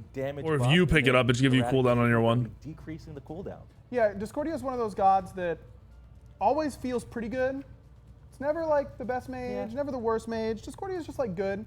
But post the time to kill update in 9.5, Discordia was one of those characters that was killing you by exactly your health bar. Right. She wasn't overkilling you by a ton. And so when everyone gets a little bit tankier, that day she goes from nice, I got the kill. I don't like Discordia getting buffed. They're getting away from me with 200 health. I really don't like Discordia being buffed, bro. and then erratic behavior, kind of leaning into that identity of hers, and that's the most fun part of her loop in my opinion. Discordia, when Discordia is good, it is not Sure fun. you get to do that slightly more frequently. She is shit, but I don't want her to be good. Like, she's not fun to play against when she's good. Buff to commanding presence, going to be increasing the cooldown reduction on Argus, and then also increasing the cooldown reduction on commanding presence. Yeah, Fuck. so that's gonna be for all of those really active, in-your-face Oh, Hera players. fuck, if you're spamming dude. her passive, making sure to get your basic attacks. Hera with Mirrodin, buddies, it's coming. Getting Argus up. It's coming. That's also going to be helping with Unless Mirrodin doesn't proc until the ult dies. If it doesn't proc until the ult dies, it's just be dog shit.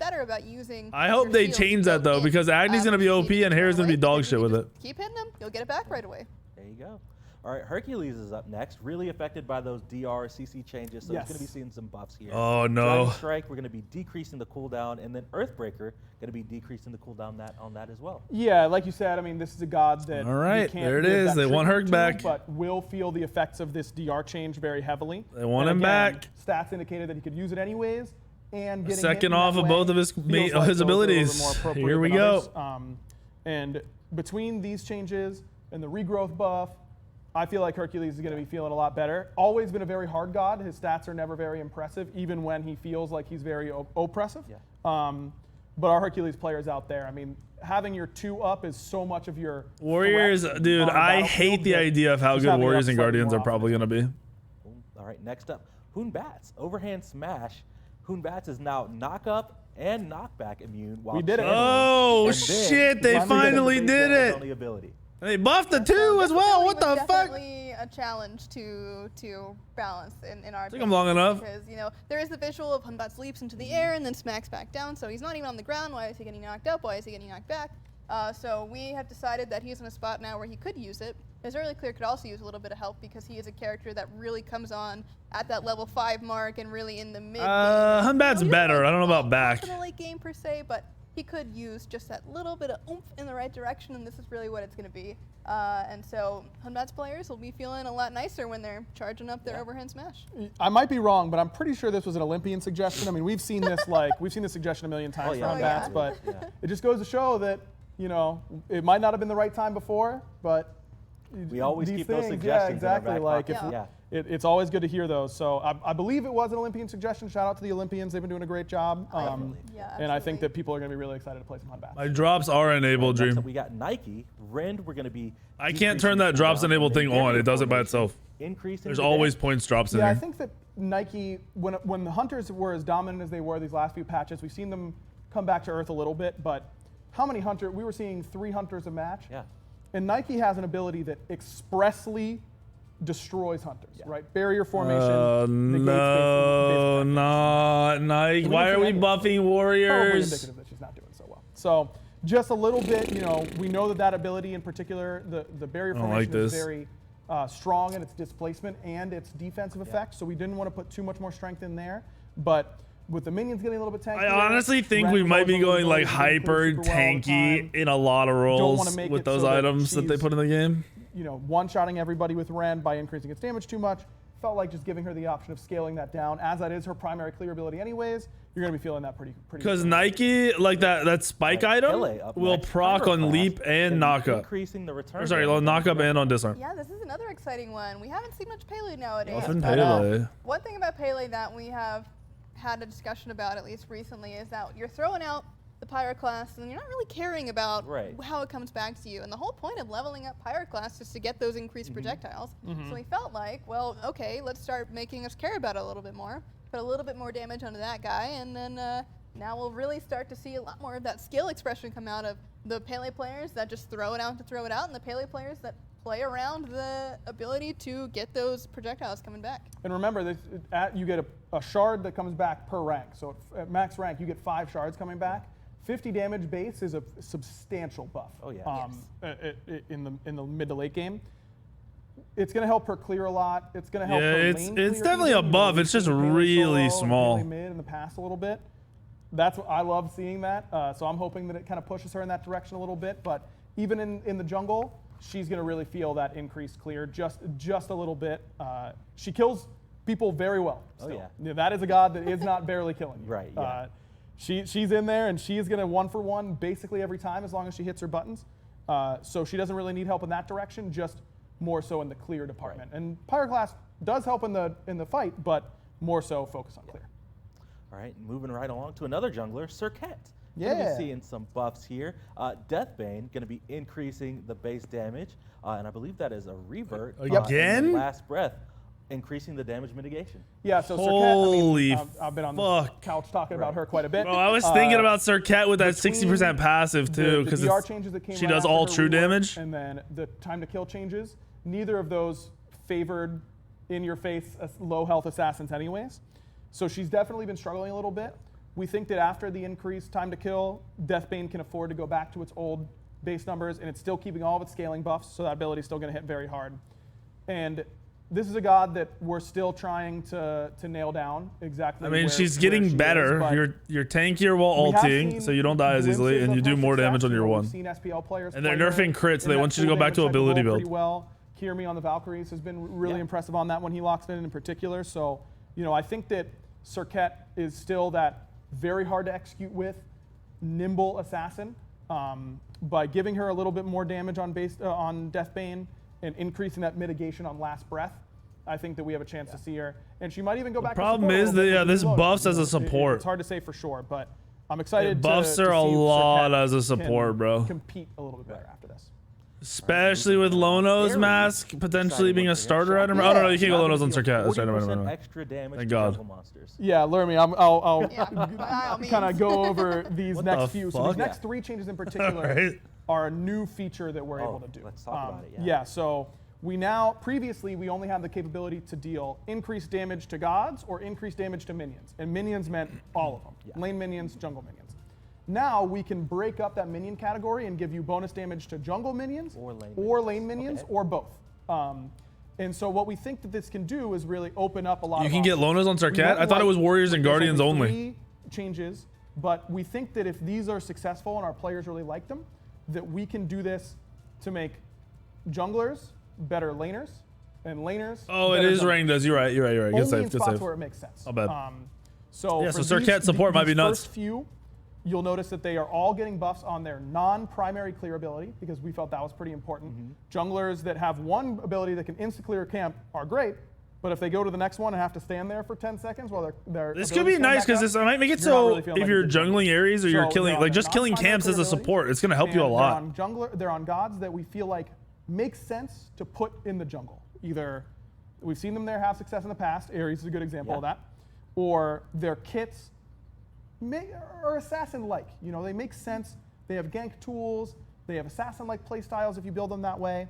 And I think there's a really exciting new direction that. Hold on. I hope that our players Ares with that item that when you CC you drop a spike, would it proc on the one over and over and over and over again? I do want to hop in there 1 second and clarify. Like, these are not the next up junglers, right? No. So it's not your Athenas, it's not your Hebos, no. It's not your Apollos. It's going to be the jungler that you would really think is possible I don't to play, know. but just needs a little baby push to go in the right direction. It'd be fun. It would make sense, but it's not quite good enough.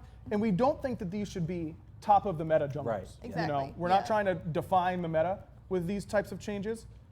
Just adding a little bit more variety, like we said with the masks. Yeah, exactly. I mean, our players clearly love doing different, unique things and finding these little windows, just kind of facilitating that a little bit. Yeah. So with Ares in particular, we've seen him struggle. No, they just made it so when you throw chains at jungle camps, they hit for even in the extra 40% damage. By Shackles getting a little bit of extra jungle damage. It's so you can clear in the jungle whether you're a support or a jungle Ares. Needed just a little bit of help on those secondary camps. It's not going to one-shot the camp or anything like that. And it also helps his support because now he can go to his green a little bit more easily and things like that. So Ares, we felt fit the bill because he's struggled to find his identity in his default role. And we hope that this will increase his There's no map changes, bit, bro. It's mid-season. At least not yet. You can pick him and have a little bit of flex potentially. Cool. All right, next up, Zaboro seeing almost the exact same change, but on his Alluring Spirits ability, 40% extra damage to jungle monsters. Yeah, just like we said, this is a kit that... They want Danza to be played in the jungle? Kit, Hunter. In a really fun way that You know, Zaboro from day one. It's just going to help ADC Danza. And Rocco's conveniently getting his skin on Danza right before the buff. Have you felt the adrenaline rush of hopping in the And Cupid got buffed? Someone that never sees you coming? I mean, wait, does that mean Janice is getting buffed? And so we really think that that can be his type, you know, that kit makes sense coming out of the jungle a little bit. His one already clears camp super well with the bounce. Bounce abilities always do. This just makes the two, you know. If they buff Janice as well, I'm gonna fucking lose my mind. Big fan of Danza Jungle. All right, last up for these kind of changes here, the Morrigan. Nope, okay, not Janice. Is going to be dealing 30% extra damage to jungle monsters. They really want these guys to be in the jungle. What the Morrigan, fuck? Magical assassin that's always been. Freya doesn't need a buff. Freya's OP right now. To have a magical assassin in the jungle a little bit. She needed a little bit less help than Ares or Zaboro, so that's why her number is a little bit lower. But it's really, again, there's a play style that makes sense to be in the jungle. Deadly Aspects is the one, I think. Ares, Zaboro, and the Morrigan are going to get better in support, ADC, and mid because of these changes. You know, laners go in the jungle and clear, junglers go in the lane and clear. We are aware of that. They are doing this because they want them to be playing in the jungle, but it is going to affect, you know, Morrigan mid clear on jungle camps, Danza ADC clear, you know, in the jungle camps. So the Morrigan, you're playing stealthy, you're playing like an assassin. What is this, Razy? If you're playing her like a traditional mage, you're probably not seeing a whole lot of success. I hope Change your mindset, feel like an assassin, I'll bet you're going to see a lot more success. Most definitely. All right, next up, we've got Chang'e. Going to be seeing a general change here, increasing some base HP and base HP per level. Yeah, so these next couple are more so oriented towards laning styles or really specifically solo. All right, we got Tank Chang'e. Let's go. They just gave Chang'e 75 HP. 3 rolls. I mean, shout out DJ Purd from way back when in the jungle. But so Chang'e specifically is just getting a little bit more help when she needs to be in the middle of the lane, right? When she's clearing correctly, she's throwing her dances out when she's in the very middle of the enemy. Let's just throw some HP on Chang'e.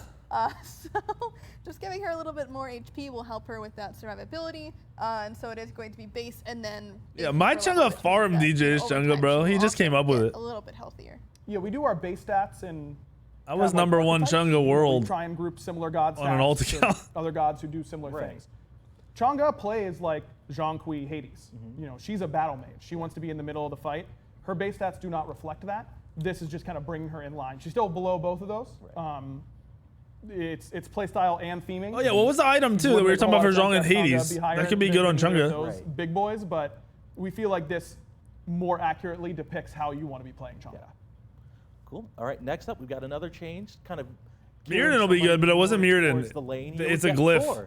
And the Mjolnir's they buffed a glyph that makes Hades really good. Oh, it's Bancross. 100% damage from the return swing. Yeah, for a long time, the return swing of Thor 1 deals double damage to gods and decreased damage to them, like 80% is what. Wait, this is OP for Thor in like lane clear. We've seen how good he can be when his full combo is insta-killing people, and we think that he still can do that in the right instances. But his clear speed just isn't very good in the jungle or in the lane. With the increased tankiness on the minions in particular, post 9-5. All these camps are gonna get fucking cleared, boys. Weirdness and wordiness from his ability description. It feels more natural, and it'll feel a lot better to play. Not just in solo, as Lermy mentioned, though I expect SOT is going to be ruining some rank queues with it shortly. But also in the jungle, because now the jungle camp is going to take full damage on the return swing. So I'm excited about this one. Damn, there's so many changes in this patch. Way to do it without pushing his player damage to that. Holy crap! I just got 60%ed by one Thor hammer. Yeah, sort of feeling. All right, last up, we've got Zhonghui. He's going to be seeing a general change, increasing his base physical protections. What? Yeah, so okay, yep. Zhonghui going to be cracked with that fucking Bancroft's glyph. Solo, where does he belong? Nobody really knows. So we just want to make sure that if he's being picked in solo, Zhonghui has mad items to go and getting just a base defense buff. A little bit better now because that's gonna be wild. It was really you know, he's a mage. He is normally supposed to be. I don't think Lancelot needs nerfs, bro. Mages are against mages in mid. Lancelot is really easy to deal with. Baseline expectation. So he does, you know, have decent magical protections, but when he's against a physical, if he were to be in solo, he just has a harder time with it. So now we want to make sure that he is feeling a little bit better against those physical Is opponents. 4 really that Jean much? Qui, I mean, you're that much tankier early, so yes. 11.2 is near the bottom of the mage class in terms of base stats for physical You're just protection. tankier for free. And with what he does, where he's going to be fighting, in the lanes that he's going to be played in, and look at him. Right. You know, Yeah. it just like doesn't make a lot of sense. So this felt appropriate. This does not put him near the top because, of course, you have to take into consideration his passive, giving him free physical protections. Exactly. So he is not the anywhere near the tankiest. I believe that Hades is like above 18. It doesn't seem like a lot, but you know, we're talking points of protection at level 1. You're a fucking legend, Drago. Like Thank you, man. Logical change for Jean Qui. You know, it fits the theming, it fits our goals, and also he's struggled a little bit in that lane in particular where he should be pretty strong. Cool. All right, well, we hit Z, and normally that would mean that we would be done with balance, but No. you all thought wrong. We've got another exciting change that's coming in the mid-season update. Is this map? The introduction of a new type of balance, non-conquest balance. So, Yeah. Aggro, talk to me about what non-conquest balance is going to They're mean. splitting Yeah, that's balances? what I'm really pumped about because I think our players are going to be very excited about it. Historically, we have always, and will continue to, prioritize conquest with our balance. It's our competitive mode. It's what the pro players play on. It's what the majority, you know, it's the most MOBA-like. It makes sense. And that is our plan going Poison, forward. thank you for the 10 But gifted. When we're discussing what types of changes we want Thank to you, make, Poison. we always have to keep in mind that a large portion of our player base Go. does not like to play conquest. Go. They only play arena. We or broke play 3,500 Assault subs and again. Dash, or Let's Splash go. and they are Thank you, valuable Drago. players whose feedback needs to be heard as well. So, you know, Is this so they can nerf shit you've heard in us say Joust? on these update shows and Twitch chats, on Reddit, all that kind of stuff. Yeah, is Opwash where we want him in competitive? Probably not, but my God, how many assault posts do you see each week on the Reddit about how strong Opwash is? By creating this new non-conquest balance system, we can separate those two things and create the best experience for all of our different players that we can. But let's clarify exactly what that means from the outset. Yeah. So this will not be separated for each non-conquest mode, meaning arena, assault, slash, whatever, all using the exact same. And it's very simple. If you are on a conquest map, you are using conquest balance. That includes conquest, rank conquest, any custom or match of the days on conquest maps. If you are not on a conquest map, you are using non-conquest balance. Drago! So, again, match of the days, Holy joust, rank joust, fuck, duel, Drago, all 150 gonna be exactly again? the same. And these are not our typical type of balance where it's, you know, let's Thank scroll, you so much, let's Drago. scroll one back. Plus 15 damage. Rend cooldown decrease from 14 seconds to 14, scaling down to 12. It's not that. It's not like that. It is blanket percentage increases or decreases across God's because it is so overarching. With Conquest, we're trying to hit very specific bullet points. Drago, you are We can't do that. God tier, dude. Joust, slash, all that kind of stuff. Fuck. So this balance is going to look a little bit different. You know, there are a healthy amount of changes here. We did go a little bit light because this is a totally new system, and we want to hear from those non-conquest players and our conquest players who like to play an arena to warm up, or like to play. All right, Rizzy, thank you for the one gifted, dude. Couldn't even match the 50. How you want this type of system? Thank to you, be run, Drago. Because we're open to whatever. We want this to be what's best for our player base. So we went a little light. I'm really curious to see how this affects perception of what gods are strong and what gods are weak across the entire game. What is this? I mean, we're in uncharted waters, and that's really exciting. In a quick note, I should say, all of this is going to be on patch notes as well. Right. When you load in to a match in a non-conquest mode, you'll have a system message pop up that says, Drago is our all-time sub-gifter. He's fucking nuts. You'll also have a little icon on your buff bar. That Look at the sub count. Look over here. Look at this shit. You can hover over if you're on PC What the fuck? and read. We understand that console players don't have that capability. We are working on things in order to try and get that into a more readable state for them, but you have to forgive us. It is not going to be going live with this 9.0 Dude, I haven't hit 4K subs in but we're really excited about it. 8 months. I think that It's going to open up a whole new set of balance. Right. Going forward in our patch notes, yeah, he's way ahead of Alpha now, bro. Ares is a good example because he's getting a non-conquest change and a conquest change. It'll say Ares, Drago's about to break 3K gifted subs, dude. He's fucking nuts. Jungle monsters, non-conquest. Right. All-time 3K gifted. That is wild. But I'm pumped. I think it's going to be a really exciting system. Let's kind of hop into these changes and speed through them. We're going to start off with nerfs. Opwash is going to be the first one, a great example. So these are non-conquest nerfs. Minus 5% damage to gods, minus 10% damage to minions, and then this is so weird because I don't care about this at all. I'm be honest with you. So on the patch notes, you'll be able to read exactly what knobs we have available to us to tune these gods. You'll notice that ultimate CDs and non-ultimate CDs are separate, and you'll see some explanation why on patch notes. Also, all of these gods for nerfs and buffs have some stats in there to show you why they are getting these changes. But Opwash is the obvious one, right? Yep. Between his AoE, when he's got the whole fight in front of him. Is Opwash a problem in like arena and assaults and slash and shit? Wave clear is pretty important, and making that ultimate come up a little bit later is also pretty key. Yeah. All right, moving right along. Artemis, minus 5% damage to gods, and then increasing her ultimate cooldown. Joust? Oh, yeah. Joust would probably be annoying, right? Yeah, she does crazy work in those. Is Tusky Artemis? Good whenever everyone's right in front of you? Yeah, I think it might be pretty good. So we kind of have our theories on why these gods is such weird nerfs, bro. What the fuck? And so you'll see more targeted changes directed at those things. But Artemis, blanket, very good in those modes. Just toning down her damage a little bit and making sure that ultimate's up less often. Yep. Next one up is another no-brainer. Ares, plus 50% cooldown on his ultimate. Yeah, Ares actually has the biggest difference between his conquest win rate and his non-conquest win rate.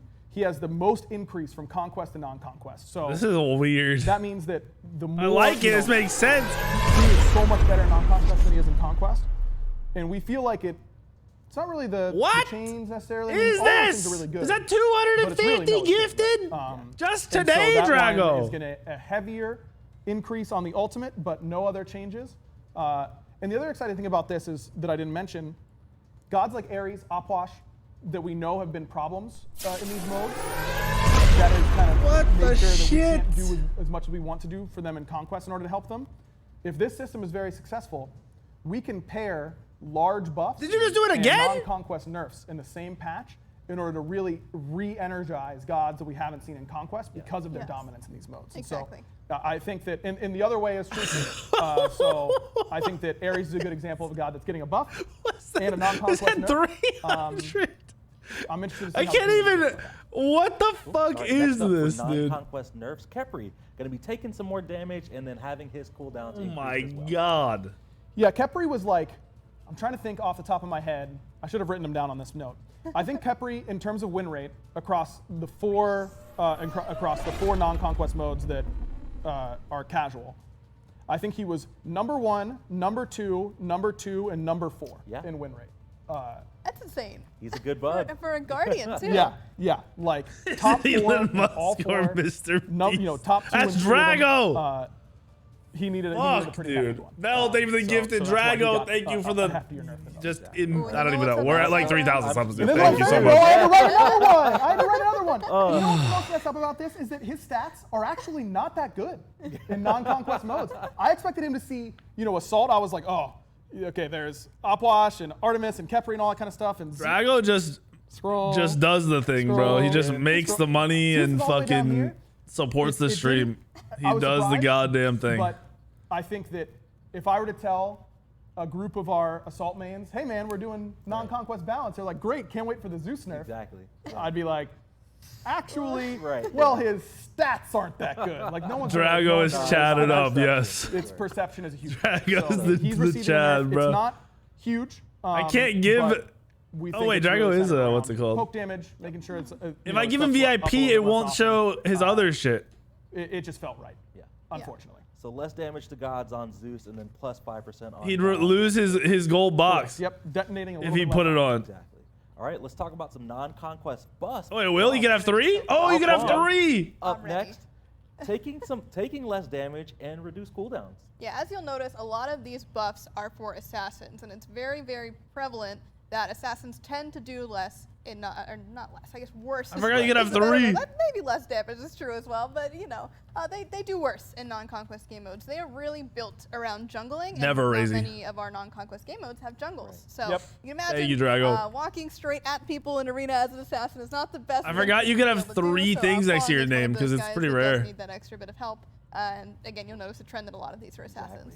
Yep. Moving right along, we got a lot of assassins. Arachne and Bakasura, actually, we can kind of group these together. Yep. Both doing the same exact changes. Minus 10% damage taken. Are they actually nerfing every god one by one like this? Both The these fuck gods is this? Are very similar because their win rates are very poor in these modes, and their win rates in traditional conquest are very good. Yeah. They're the Bro, opposite. Baka just where takes Ares less is pretty low damage in conquest other and game very high in modes. non-conquest. These gods are pretty high in conquest. Yeah, they're buffing very assassins low for in non-conquest. So, buffs I think are a little bit scarier because I assume it will not feel very good. This is so to fucking get, weird. If there's a really good Bakasura player, Drago. even if they're not good in assault, a good Bakasura I'm player just is a happy good you're here, Bakasura brother. player, and You've they're already gonna make it gifted work. more, We done don't want more those gods to monetarily become for my the best stream in than Exactly. We just I want could to ever fucking bring imagine, up brother. the So thank a you. little bit. So just trying to focus on 3,700 not subs having them do a whole lot again. of This extra shit's damage, cracked. Just maybe they can survive a little bit better in order to get that damage out. Cool. All right, moving right along, we got another assassin, Camazotz, going to get minus 10% on non-ultimate and his ultimate cooldown. Yeah, this one surprised me. If you would have asked me what gods were going to be on this Bro, list this is that the needed one help, thing though. Camazotz would not have been All there you because he is not motherfuckers, like no offense, Arachne not or necessarily towards you Bakasura, guys in my in stream, that but all the motherfuckers out they just there have no range. that are like, I'm gonna go play I don't arena have and range as an assault, assassin, but and I'm gonna learn, and then I'm gonna go play let's conquest. just say the data was very convincing. No, you're not. On this one. Again, not directly increasing his damage. This one does not actually help. You're not gonna learn shit. Damage taken. You're gonna fucking think Baka's OP or something, and it's gonna be It's dog. worth noting, by the way, that any cooldown reductions like this do not go against your CDR cap. I got you, So Drago. Thank you, man. You are starting the game with 10% cooldown, but still 0% build 40, on your yeah. UI, and you can still build 40. If you build Sphinx's Bobble, I guess you can get 70. Right, there you go. There you go. So have fun with that. What? They're gonna let Kama get up to Moving right along, we got 70% Granite's gonna be CDR doing in a fucking plus 10% okay. damage to gods in non-conquest modes. Yeah, the worst Okay. mage in non-conquest by a mile. Traditional mage, Alquang being down there, but a god that is predicated on moving. Yeah, around I can't through wait. walls, Hey, weekend, I'm less a walls, Camazotz main, less and I want to play space conquest. less accessible. He's really, Like, really good. how are you playing Giannis in arena when there's no walls in arena? Even assault, Right. there's only one wall that you can really portal through there. Yeah. I mean, it's really tough to be playing Giannis in non-conquest mode, so this will definitely give him a little bit of a boost. Yep. All right, we had one mage, but we got 2 more assassins for non-conquest. First up is Set. So he's going to do more damage to minions, take less damage, and then his non-ultimate cooldowns are going to be reduced. Did you guys know that you had no lower chance of winning a game of Smite than getting Set in Assault? Yeah. He had the worst win rate of any god in any mode I have goodness. ever seen. Crazy. I don't even want to say the number. Yeah. So again, a buff that a god like Set in particular, high skill cap, can actually be successful if you build him the right way and play him the right way in these modes. Galaxy Tyler with 25 gifted. Right. These buffs Thank are all you. small, but help him. Fuck, everybody's to get going A nuts. little bit better. Drago just again, I think that inspires we the wanna be boys. Thank you, sensitive to- Galaxy. You go nuts Oh all my the time God, too, this bro. Set on the other team is good, and they owned me, and it's only because we got buffed in non-conquest. Right, yeah. You know, I'm very worried. I'm very cognizant of that feeling, and want to make sure that that isn't the primary emotion taken away from this. So. How this many is where we're gifts starting. today? If it ends up that I don't know, bro. We went up buffs like aren't 400 working subs. the same way the nerfs are and all that kind of stuff, we're willing to adjust. But Absolutely. Set might be one that surprises you. That assault win rate was. National gift subs. That Oh, what? Conquest balance. The Cirquette, fuck? Going to be taking a little bit less damage and dealing more damage to enemy gods. Same sort of thing. Assassin that requires you to use your mobility when the whole fight is happening in front of you and there aren't really many flank options. Oh, what there in aren't the walls shit to is over, all this? that kind of stuff. She uses a lot of her. So just making her a little bit better in those instances. All right, well, thanks so much. That wraps it up for balance. We got through it. Mid-season balance, out the door. I'm so excited. We have so much to go over. I'm so much for players to get their hands on. Thank you guys. I'm super You're. excited I about don't even know mid-season. anymore. I wanted to say thank you for Aggro. You just Running go for too taking us hard. through all of that, but also I wanted to say a special thank you to a group of our content creators Yes. and Olympians absolutely. and pro Thank you, players. guys. It was actually the first time that we've ever done something like this. We held a couple of focus group sessions to where some content creators and Olympians were able to get a hold of patch notes early for midseason and give us feedback, and they even got a chance to play midseason a few weeks ago. Yeah. Really early on in the development to give us their first initial feedback on midseason. It was a really great experience. It was so helpful. I can't Where overstate are the skins? how important that was on the development side for us to get that early feedback and gauge like, oh, they didn't really like this. How can we make this feel a little bit better? Or this was scary to them. I got invited to this, and I wasn't paying attention and missed the focus group. Items that we were like, I'm not really sure. This kind of scares us. They're like, no, that'll be fine. Drago, is that 450 gifted subs today? Really Galaxy with 50 gifted now today. Poison with 10 gifted. What? And I look forward to hopefully doing it more. Fuck is going on up here? We got people of Look all at this. different skill levels. I mean, we had the Look at this best number. players in the world try it. And It was we had just Olympians who were really 3,300. great representations of our community and the people who play all of our different game modes on every single console. I mean, that just there's no better way to get feedback than from that group of people. Yep. Shooters even gifting subs. Shooter just gifted more subs in 2 seconds and Razy's gifted in his entire life. We got some cool stuff to talk about. Thank you, First of Shooter. all, Smite Night is still going strong in 9-7. We've got a calendar of events that's going to be out on social media. Going to be seeing some more returning game modes. I think we've got some Jade Corruption Joust that's going to be headed your way in 9-7. So lots of amazing stuff on Smite Night. So keep an eye out on Saturdays. What the fuck? Echo, thank you for the 44 months. Mr. Rogers dropped 5 gifted in there. Almost missed it. Mr. Rogers, I love you.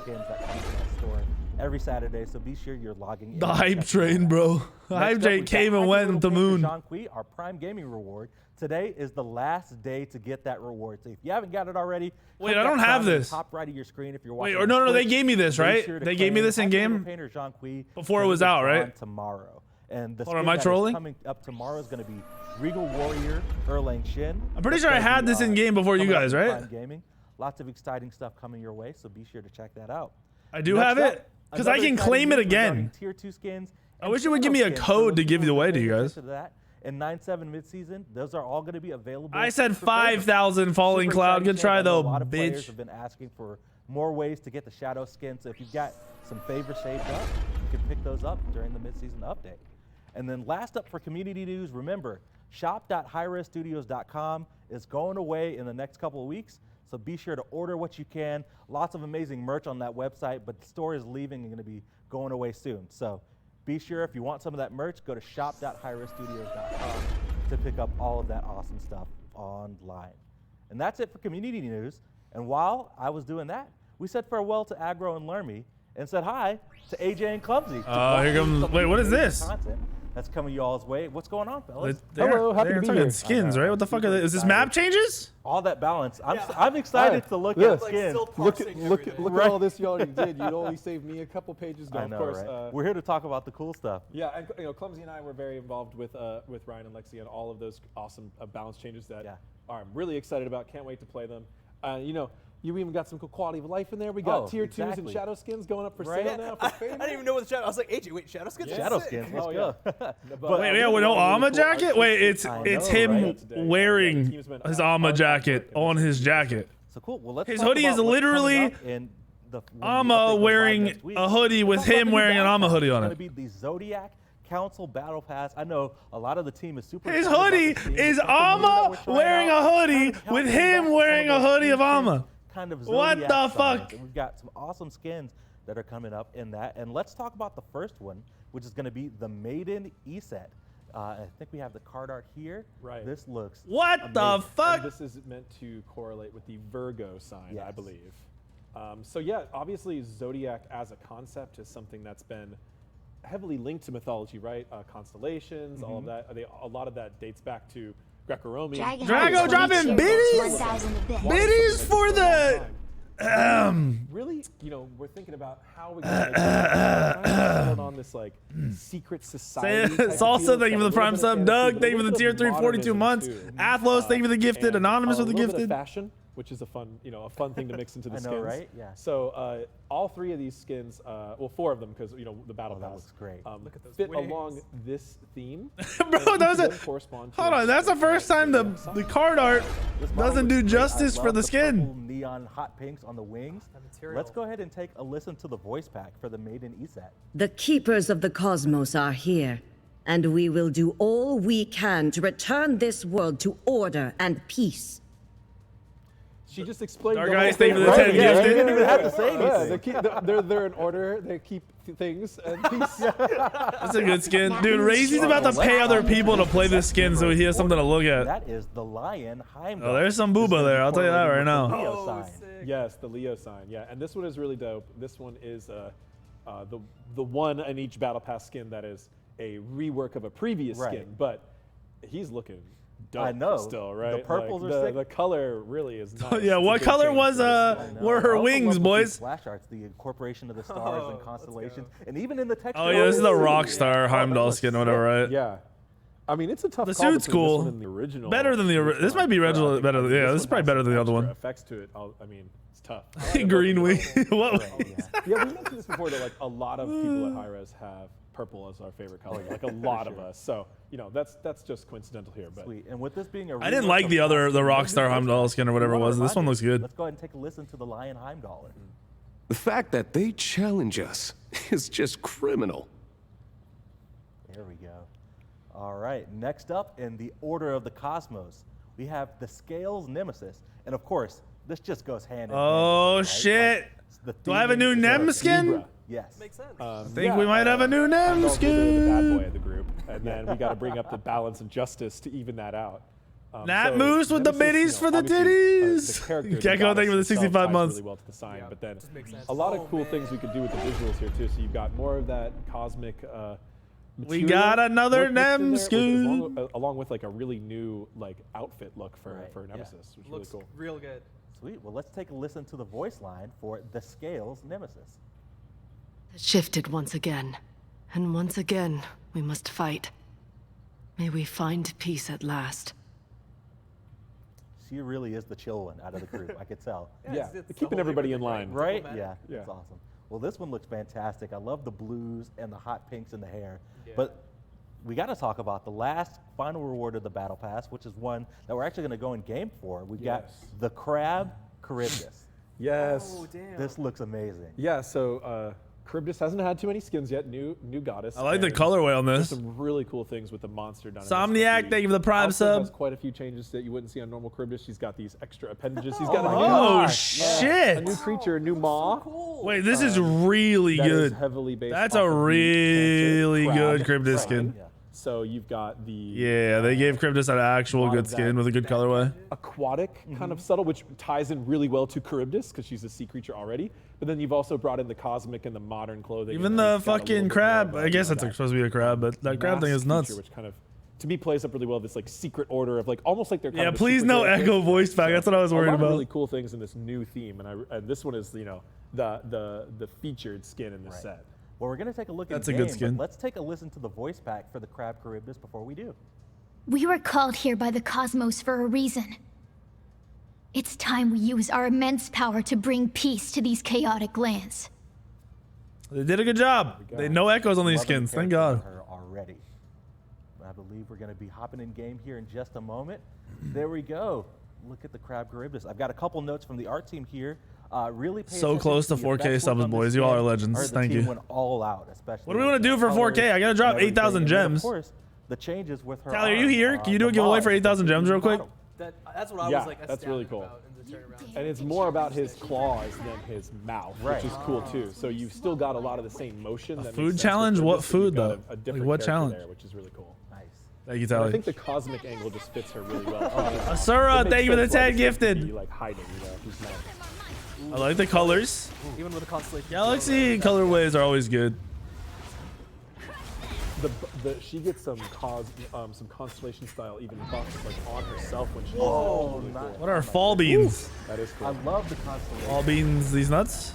Yeah, those actual line segments that are like floating in space are super sharp. He's just friendly. Just wants to give you a hug. I just like the simplicity. Like the skin looks good. It's simple.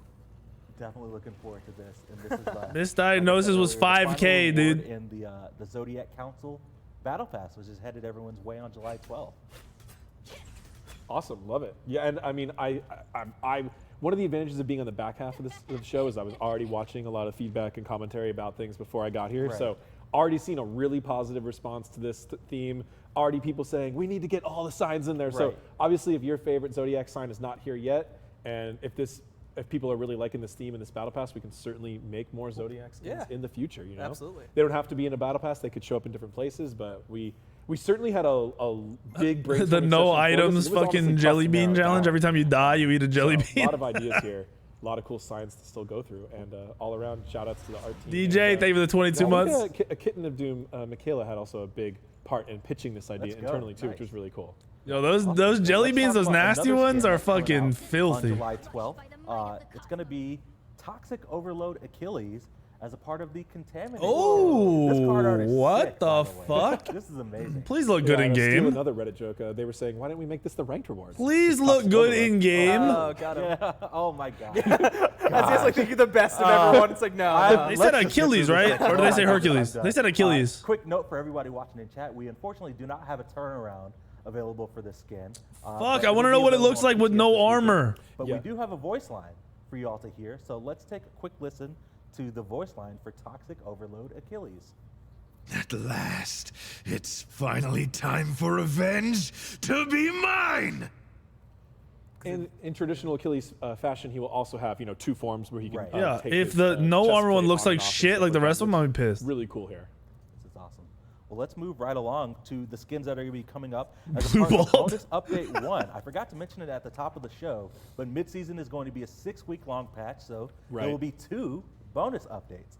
So part of bonus update 1, live on July 26th, we have the Busy Bee chest with Honeybee Aphrodite.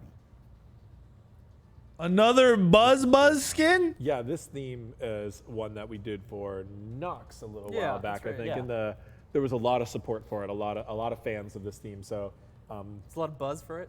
Yeah, there you go. God. Now we're talking. Both of you all just, oh my goodness. So yeah, this one's really cool. Sweet. And again, we don't have a turnaround available for this skin, but we do have a voice line available. So let's take a listen. Oh, this is gonna be fun. I'm buzzing with anticipation. Buzzing with anticipation. I'm sure that joke is in Smite like 40 times. I mean, know, one of my favorite skins of all time is still the Cupid Bumblebee skin. Yeah. Oh, yes, my that God. was Just amazing. bee puns Yeah. to death. For but, days, yeah. Quick? This one's maybe a little better than that. Right, yeah. Maybe. If you guys want a chance Let's at talk about 8,000 the next gems, skin that's type gonna be a part of Drago, bonus update 1. D-R-A-G-O in the hereafter chat. chest, it's going to be Lich Queen Bologna. Ooh. Oh, this is amazing. I love the texture and treatment on her skin, and that hammer looks sick. Go for it, Rizzy. She's got a phantasmal glow to her, and then, a very dark set of armor. Not at all her usual heroic self. Right. Rizzy, can I unlock more emotes by just buying their thing? I might do that. And again, we don't have a turnaround available, but let's take a quick listen to the voice line for Lich Queen Bologna. I shall have my revenge.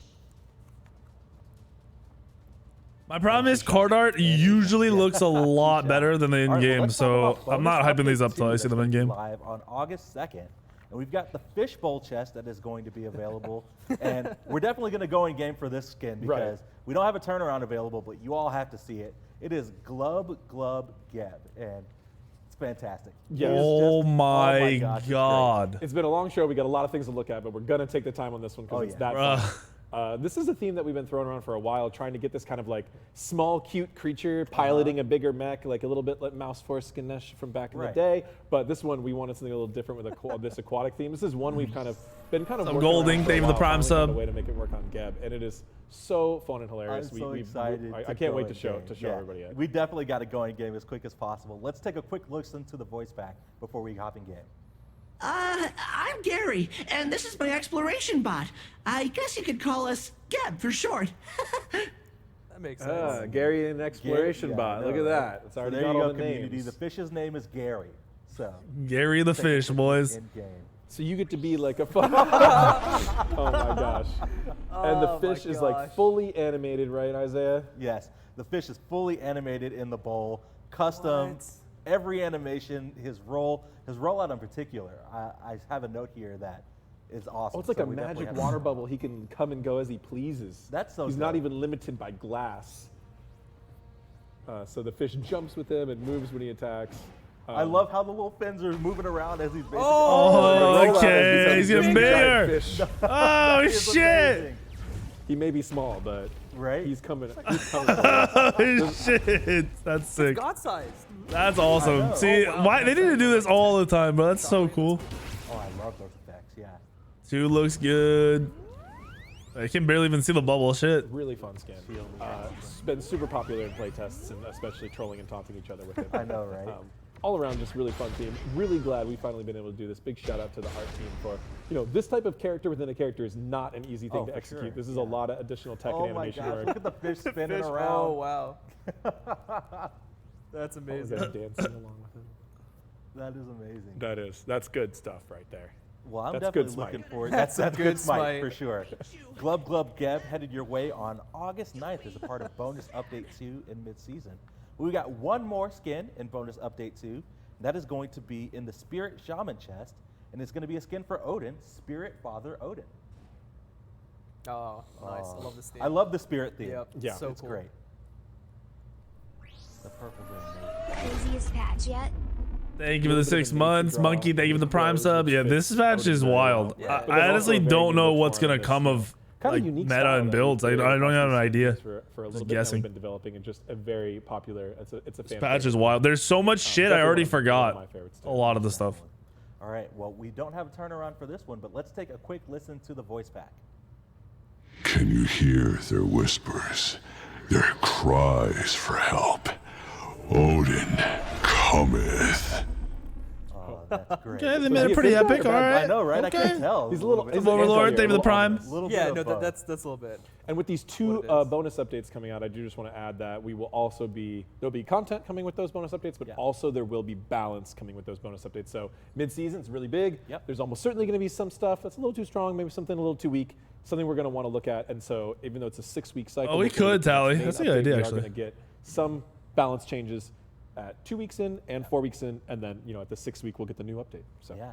Well, we got one more thing to talk about. Oh yeah, I'm it's super about pumped time. for it. We announced it yesterday on social media. We have the Nickelodeon event shit, yeah. with a bunch of awesome skins and content headed your way. If you missed the announcement yesterday, we got a video for you. We'll be right after the break.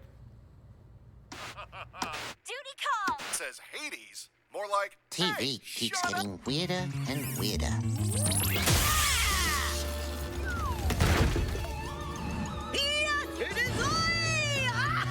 Wait, you're not dead.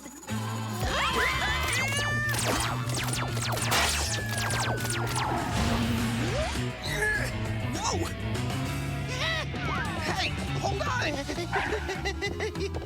Yes, flee, foolish kangaroo! But I'm a wallaby. Hey guys, let's ask him what's going on.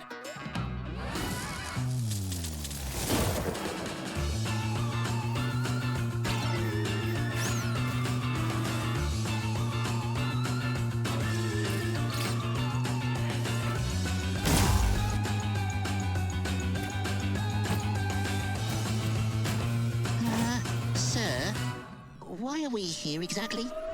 I don't know.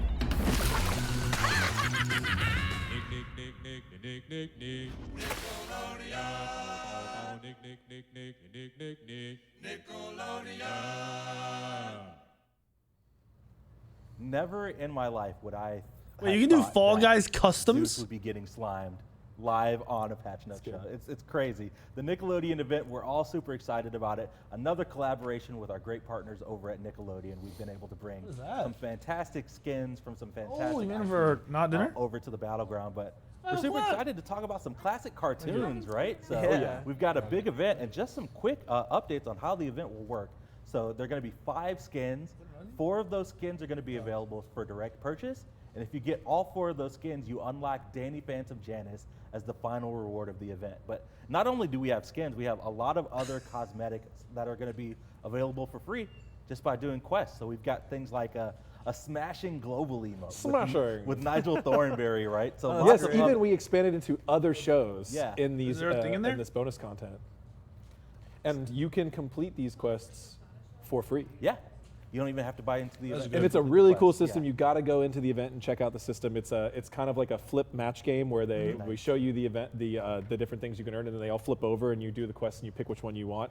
so you don't really know what you're going to get. It's really cool treatment. The overall event, the UI team, and Tina and the event design team went above and beyond on this event. I'm really excited about it.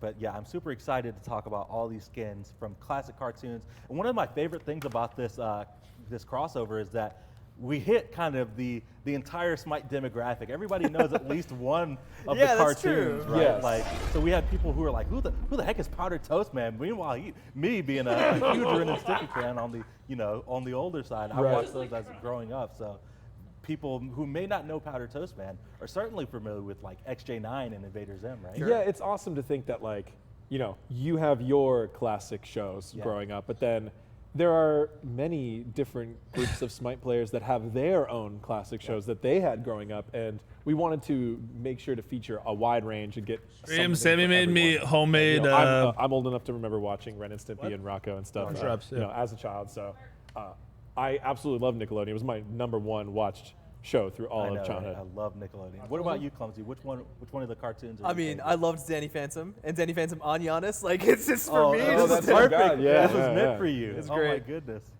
Well, we are working through a couple technical issues in the back. We are good to go in game here in just a second. But while we work through those, let's go ahead and start talking about the skins because we got some card art and turnarounds. Let's talk about Rocco Danzaburo. My personal favorite. Yes. Loved this show. Still love this show. Still holds up. I know. A lot of great characters. Rocco himself is just such a fun, unique protagonist for a show. He's kind of quiet and meek and like very polite and wasn't his best friend called Heifer? He just gets put in the most ridiculous situations. Am I trolling? Yeah, one of the craziest people around him. Such a fun show. And that turnaround looks great. Is Heifer in the updated show? Yes, this is his weapon of choice. So the main thing he does in the show is he watches a lot of TV. Exactly. Him and his friends, they watch a lot of TV. Right. So Rocco's combat stance in Smite is using his remote control to zap people and as well as kind of zap in a lot of references to the show. Oh yeah. So if you're familiar with Rocco, once we get to his whole ability kit, there's a lot of additional plants in there for you that you're going to really enjoy, I think. I know. I love this model. They turned out so great. Let's take a listen to the voice line for Rocco Danzaburo before we go in game. I don't think we're in the 90s anymore. Definitely not. No, sir. That's 30 a great years line. removed, That's a great line. right? Yeah. I love it. All right. Well, let's go ahead and take a look at Rocco. Oh, they're dropping this like Slipknot. Excited to see all the work. It's not a battle pass. It's an event. Oh my gosh. He looks so good. He looks so good in game. Bro, that's crazy. He flips the remote, of course. Aw. Watching the TV.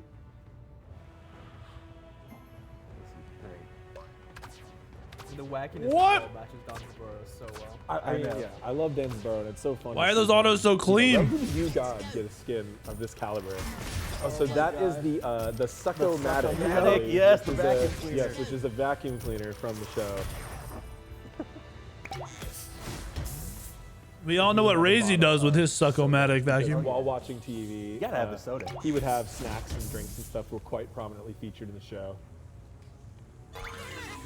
Oh, that was sweet. That looks so cool. That like pop area, and of course he turns into a comic book. Rocco and his friends are super into comic books. If you don't remember the iconic line, "Turn the page, wash your hands, turn the page." Then you don't know Rocco. Yeah. Shout outs to Filbert. Yeah, Filbert, another character from Oh the my show. goodness. And of course the rocket. Which I believe even in a episode of Rocco, he does. His house transforms into a rocket. Yeah. Does it really? Yes, Oh and he my flies gosh. into space. So I do not recall the exact reasoning, but that's not important. What's important is that it's really fun. I remember that. And you just get to be a rocket. Like, specifically. We have a ton Oh, of course we got a special got the emote. BXG. Of course he's on the Sucko-Matic 3000. Yeah. Couldn't ride the rocket for the emote because that could be a little confusing Right, with the yeah. ultimate. But this one, look at that backup got, like, a little animation. He's face like to it, I looking love over it. his shoulder, Right. like making sure he's not going to run over anybody. Beep, beep, beep. He's good. He's good This is though. so good. Oh my gosh. I love it so much. Tons of unique animations on this character. You saw that idle animation when we came in. We could probably do some. We got the jumps. We got some taunts or some. Oh wow! Great. Almost drops it, but he's good.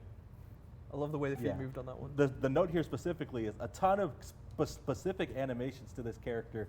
Too many to count. So as you all are playing, I'm sure the taunts and the emotes and the laughs. All over the kit, I'm sure. All over it. Custom animations. That is Rocco Danzaburo. one more shout out to the Sokomatic before we move on to our next one, which I'm super excited about because this is calling back to my childhood.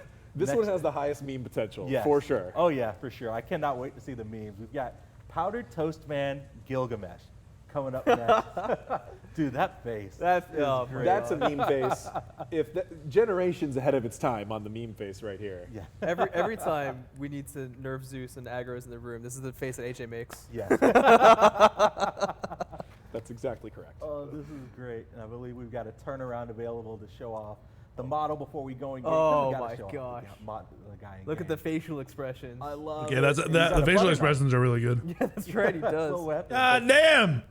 Oh my goodness. He's and cheeked I up. was told to shout out the butt Someday, fuck. that went into this game. I was staring at it. He's cheeked up. Is double cheeked up on a Wednesday. He sure is. Oh my gosh. And I believe there are specific animations that feature that, which I'm sure we'll notice once we get in game. Yeah. It's glorious. This looks good. I love how the powdered toast is just kind of shimmering around as well. Mm-hmm. Let's take a quick listen to the voice line for Powdered Toast Gilgamesh before we go on in game. Don't worry, I will save the day. And save the day he will in. Is that high-res Bart? Yeah. So good. Let's go ahead and take a look at Powdered Toast Man Gilgamesh in game. Oh my gosh. Damn! We've heard the Smite community, they want more beautiful, manly butts in the game. And here that has been a consensus about Yes, that's actually happened before, believe it or not. Yeah. We've had an Olympian discussion Toon Thulu, opened it up. That's true, Toon Thulu. And now we see here in all of his glory. So he's a superhero in the Ren and Stimpy universe with the powers of powdered toast, whatever that means. But he has, all around super strength and speed, and he can fly, which we'll get to soon. But first we got to see some buttery attacks. He's lathering butter on the enemy. Really buttering that Odin up. That's great. Oh, the drop kick. This is so good. As a big Ren and Stimpy fan, it's making my day. Oh, wow. Oh, I love the effects on the leap. Got the butter splat. And that just fits Nickelodeon so well. Oh, yeah. A buttery toasty. That must be powdered toast. Yeah, it's powdered toast. It's kind of weird that Ren and Stimpy is Nickelodeon. Oh my gosh. The power of powdered toast. The passive. That's the passive icon. Grabbing. Get his item. Really cool. I know, Tier right? 1 Kusari, not bad. Not bad. Not bad. Not a mask anymore. That man is cheeked the fuck up. Nice side effect of the change. So this is his animation. The VXG. And what's going on here, Isaiah? Why don't you Oh, what the shit? There's a lot of animation. Look at this booty jiggle. Oh my god. Oh my god. He flies backwards. This is not a bug. Oh my god. Canonical to him, yes. In the splash screen of all the characters together, we had him leaping forward. Look at that thing! Not flying, but his traditional flying stance is he flies backwards. Yep. So I guarantee you we're going to have a bug report about this in the future. It's going to probably be a ways down the future when people have forgotten about all this explanation. We're going to be like, this emote is backwards. And we're going to be like, no, it's not. Yeah. And we like to slap the old working as intended on people. That's going to be a good one. When it does happen in a few months or so from now, I will be overjoyed to do that.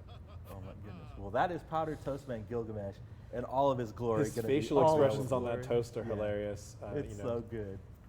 All right. Well, team up with Thanatos. That's what exactly what I was thinking. Ultimate jungle. Get this bread, gamers. Yeah, get this bread.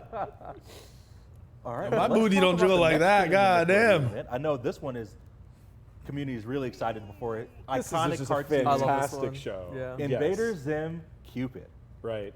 And we were talking a little about the older generation, but I really like this show because I used to watch it all the time with my younger brother, which so I've kind of have like two eras of show that were really fun. Yeah, it's kind of, they hitting all the gaps, all the eras and shit. It was a couple years past in some way, Ren and Stimpy and Rocko's Modern Life, but then Invader Zim. And this character and this whole show just had the show was always so weird to me, dude. Completely unique, and Zim is so over the top, one of those very lovable villains. Right. And the Cupid crossover here just fits him so well. And Zim, of course, has an iconic voice. So let's go ahead and take a listen to the voice line for Invader Zim Cupid before we go in game. Watch as I bring a royal audience to the downfall of the human race. So good. Yeah, so that's him. good. I remember this show just being so legitimately funny, like really good, like comedy, top tier comedy, for people of all ages. Right. Yeah. All right. And Well, I Zim believe himself we're ready and to his go in game. There we go. supporting characters. Invaders and Cupid. Oh my gosh, the way he opened his mouth. This is amazing. It's so good. I have a note here The that Zim scream. the yeah. team did a ton of work, putting in a lot of effort into remaking animations, death, defeat, in the Clean all match those. lobby, all the abilities to highlight Zen and make him stand out from base Cupid. It's crazy that also his, Gur his body shape makes him doesn't special. match Yeah, Cupid, I but love it it. is Cupid. Several abilities. So funny. Can't have Zim without Gur. Look at So, there's Gur as the Cupid mark. So he's got a little bit of a techie theme to him, obviously. He's a there we space man. go. So there's little Gurs you get to pick up. They just like jiggle and dance around. I love it. Little, little doggy Gurs. Oh, I love the basic attack. That's on a that lot as of well. Gurs. All those Gurs. Oh my goodness. Oh, that's like the symbol, the icon that Zim's alien race uses. That's right. That's their symbol. Oh for my the god. intergalactic Of course, the ultimate. Oh, that looks. I love the effects, like the smoke pop. And that's the moose. Oh god, I can't remember the name. I'm blanking on it. But that's a more iconic stuffed animals and characters from the show, of course. This Of is course, pretty the good. pig. These are gonna be. It's an event, so these are gonna definitely cost some money. That's why we're giving away gems. Try to disguise a lot of his like diabolical creations. We'll give away So, gems like, leading he up would to the have these patch, and then things on that are patch kind day of we'll give away cute gems. and like a little bit sinister because often he was trying to like overtake the world with them. Exactly. Shout out to the stuffed mini moose from the ultimate there. There you go. Invaders and Cupid, again coming your way. So much awesome content in this event. I'm super excited for the community to get their hands on them. And all the different shows coming together is just a I really know. cool thing before. Not really like any other crossover we've ever Right. done. We get a little bit of a lot of Yeah. different stuff. So just really awesome. I know. Well, next No, up these on are the not list, free. we've got XJ9 Freya from My Life. are as a definitely gonna Teenage cost Robot. money. So I had to go do some research with a younger cousin because Mm-hmm. I'd never seen this show before. Oh yeah. so- I remember I had seen again. You know, we're a little on the older. They'll probably be generation. like I hadn't 500 really seen each. it, but I wasn't. Or a super 400 big each or follower, something. but we, of course, you know, when looking at all the different generational options we had, this was a good one, and it fits the character really well. Freya has a little bit of a sci-fi kind of techie Right. feel to her already. Has that mobility. XJ9 has like jet boosters and like a lot of like. Oh, is Ninja Turtles Swiss Army 1K? knife level utility, right? Her like Maybe there'll be more. transform We'll into see. different, tools, which Freya all about swapping, so it just fit really well and really nice to round out the cast of a different character, like Right. XJ9. I know. Well, let's take a listen to XJ9 Freya before we go in game. I want to have friends and hang out like normal teenagers do. But who would want to hang out with a rusty hunk of metal like me? Well, XJ9 is very welcome on the battleground of the Right? gods. Yeah. From high school right to the battleground. Hang out and play video games. That's Exactly. what teenagers do, right? Yeah. And everybody else. Oh my goodness. And I love the facial expressions. Yeah. Again, another note, so much work and effort was put into all the animations custom done for XJ9. Wow. Wait, they said they had options on who they wanted to do skins on? I wonder what the other options were. Yo, she Oh, seems there we go. Freya huge. with his Or does Odin just seem gigantic small? Right? Yep. And then The powered. Wait, you can't even see that it's empowered. What the fuck? changing to the Oh, blaster. okay, you can see it. You can That's see really it. cool. Okay, that's sick. And empowered. Oh yeah. There you go. Right. Yeah, that's sick. Show off the That's damage. actually so clean. You got the treatment on the effects and the pattern on ground. Yeah, really nice effects there. Whoa, the wings. Yeah, they did a good job on these skins. Like, I don't even care about the actual base, like the show and everything, but this is I good. just love how like all of these skins and all the models, right? Like, they just came out so well with the animation. Like I think we've seen that, we've noticed that, but they just look so well done, so like simple and clean and just elegant. It's really nailing the style, right? Yeah, I mean, exactly. The iconic show, the original creators, and making sure we can make that look still fit in a 3D universe with, you know, a very different type of art set across the game, as well as look good on its own and fit in that context. It's not an easy thing to do, but yeah, I love this special emote where you can fly around. Oh yeah. I recall this character in the show flying a lot.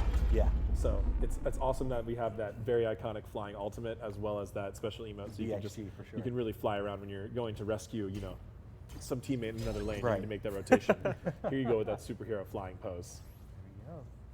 All right, well that is XJ9 Frey, and we have one more skin in the Nickelodeon event. So this is going to be Danny Phantom Janice, and this is going to be the final reward. So if you get all the previous 4 skins that we just showed off for direct purchase, you unlock Danny Phantom Janice. Right. And I know people are super pumped about this. Danny Phantom, iconic. When you see that black and white suit and that white hair, those green eyes, you know exactly what's about to go down. Oh yeah.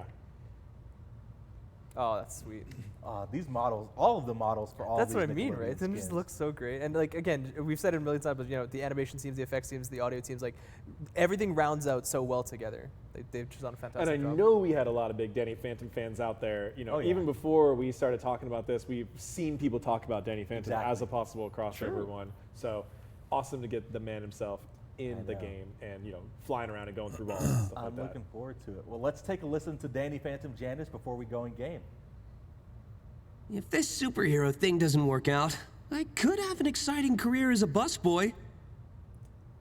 There you go. Or a professional gamer. Right? Or an esports caster. Oh yeah, and then we've got the change, huh? Yeah, we've got the change here. So this is Danny Phantom, and I believe you loaded. Bro, this does not look like it should be Janice. And then once you attack, you become. This is so cool. Holy shit! Oh, those are some holy shit! It's just like I'm watching the theme song. That Danny Phantom theme song goes hard, by the way. All the theme songs of these that portal looks gigantic, bro. It's been stuck in my head for weeks now. That's so good. This is so good, man. Even the auto attack animations. Superpowers, hitting the combos. I really like the kind of Ghost the Phantom I love the threshold effects. This is really good. Like really, really good. Oh, that's sweet. Okay, with the audio.